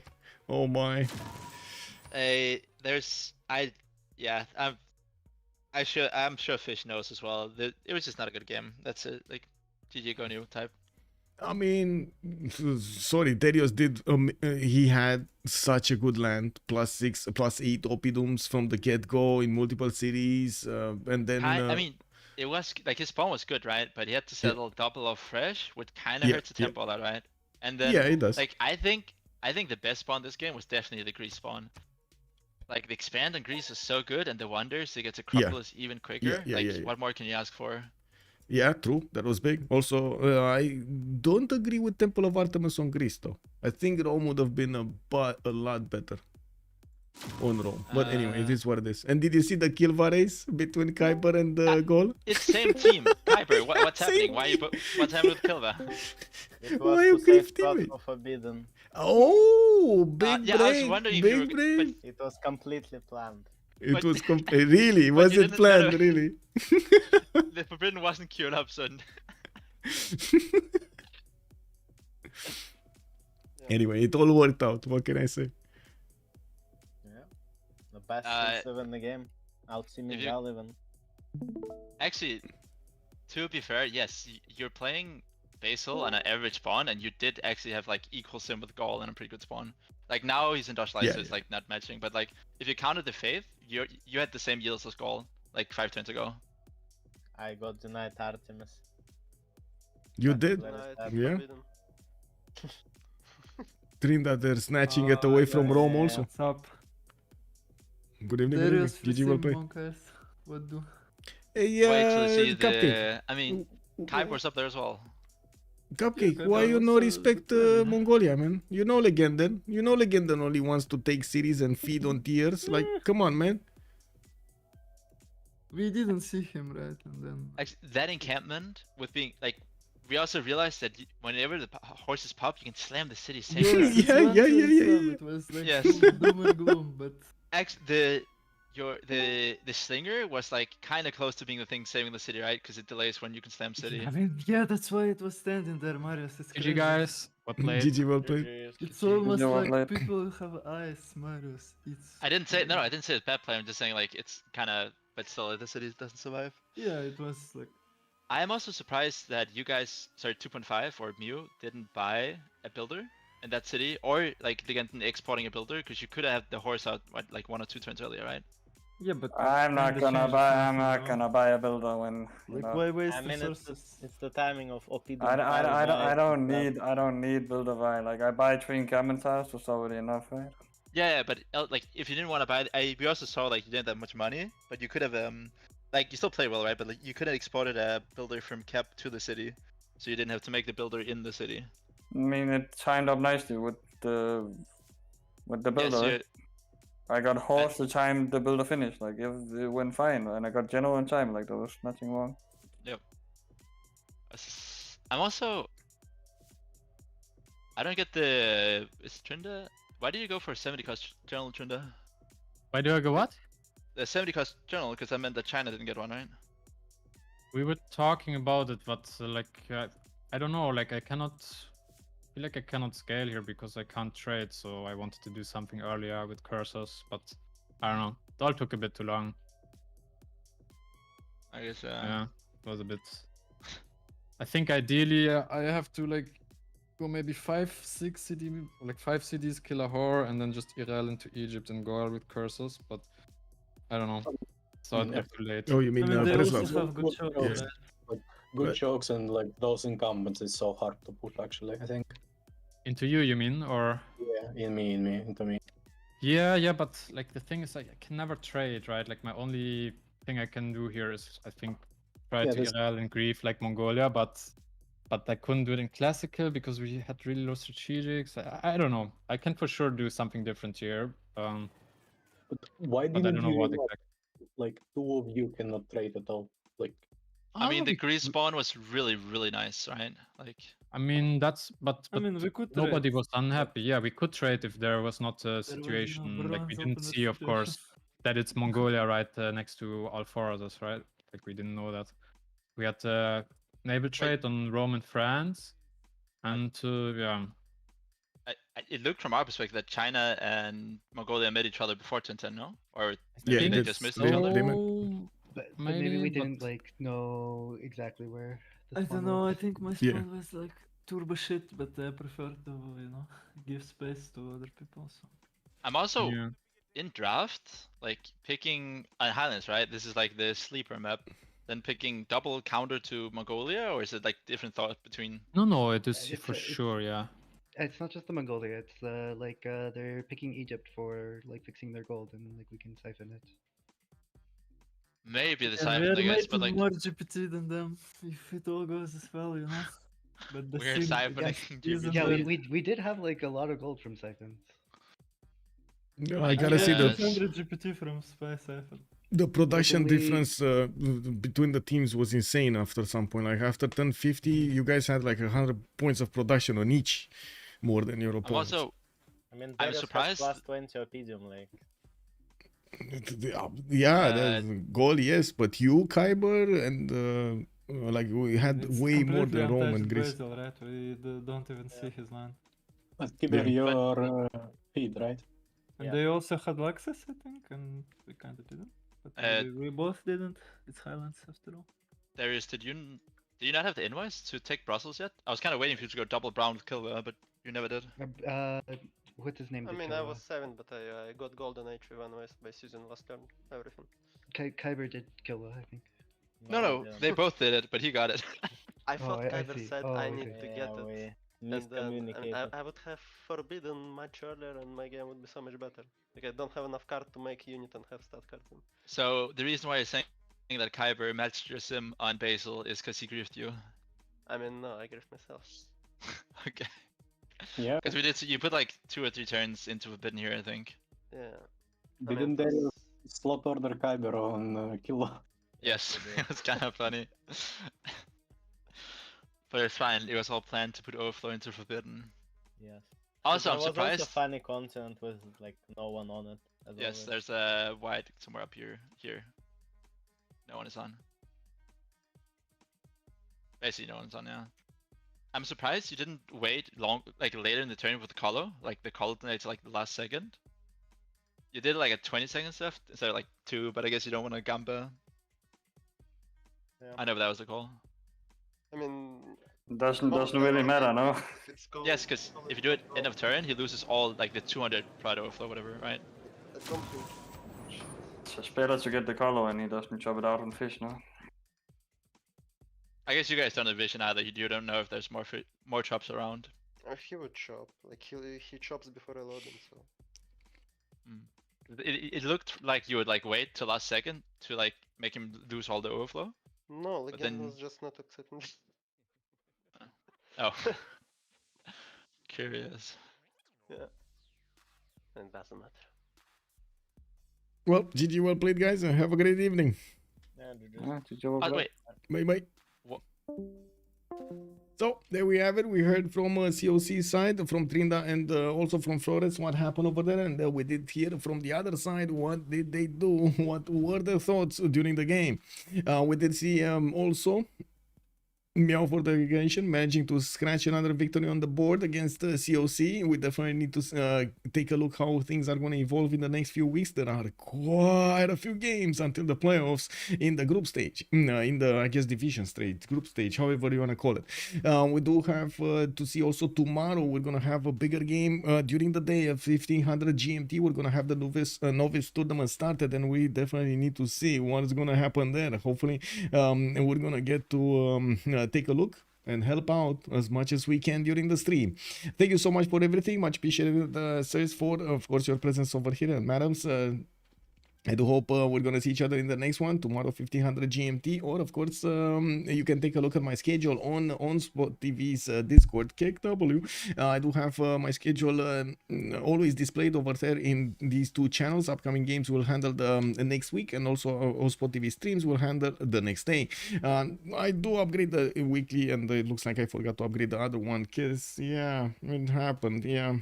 Anyway, I do want to thank you for the bits. I want to thank you for the subscriptions, and of course for the likes on YouTube. You're basically putting bread on my table, and I do want to thank you for it. I do hope we're going to see each other in the next streams, and in the meantime, you're going to have some fun with some Civ6 content. Have a great evening. Bye bye.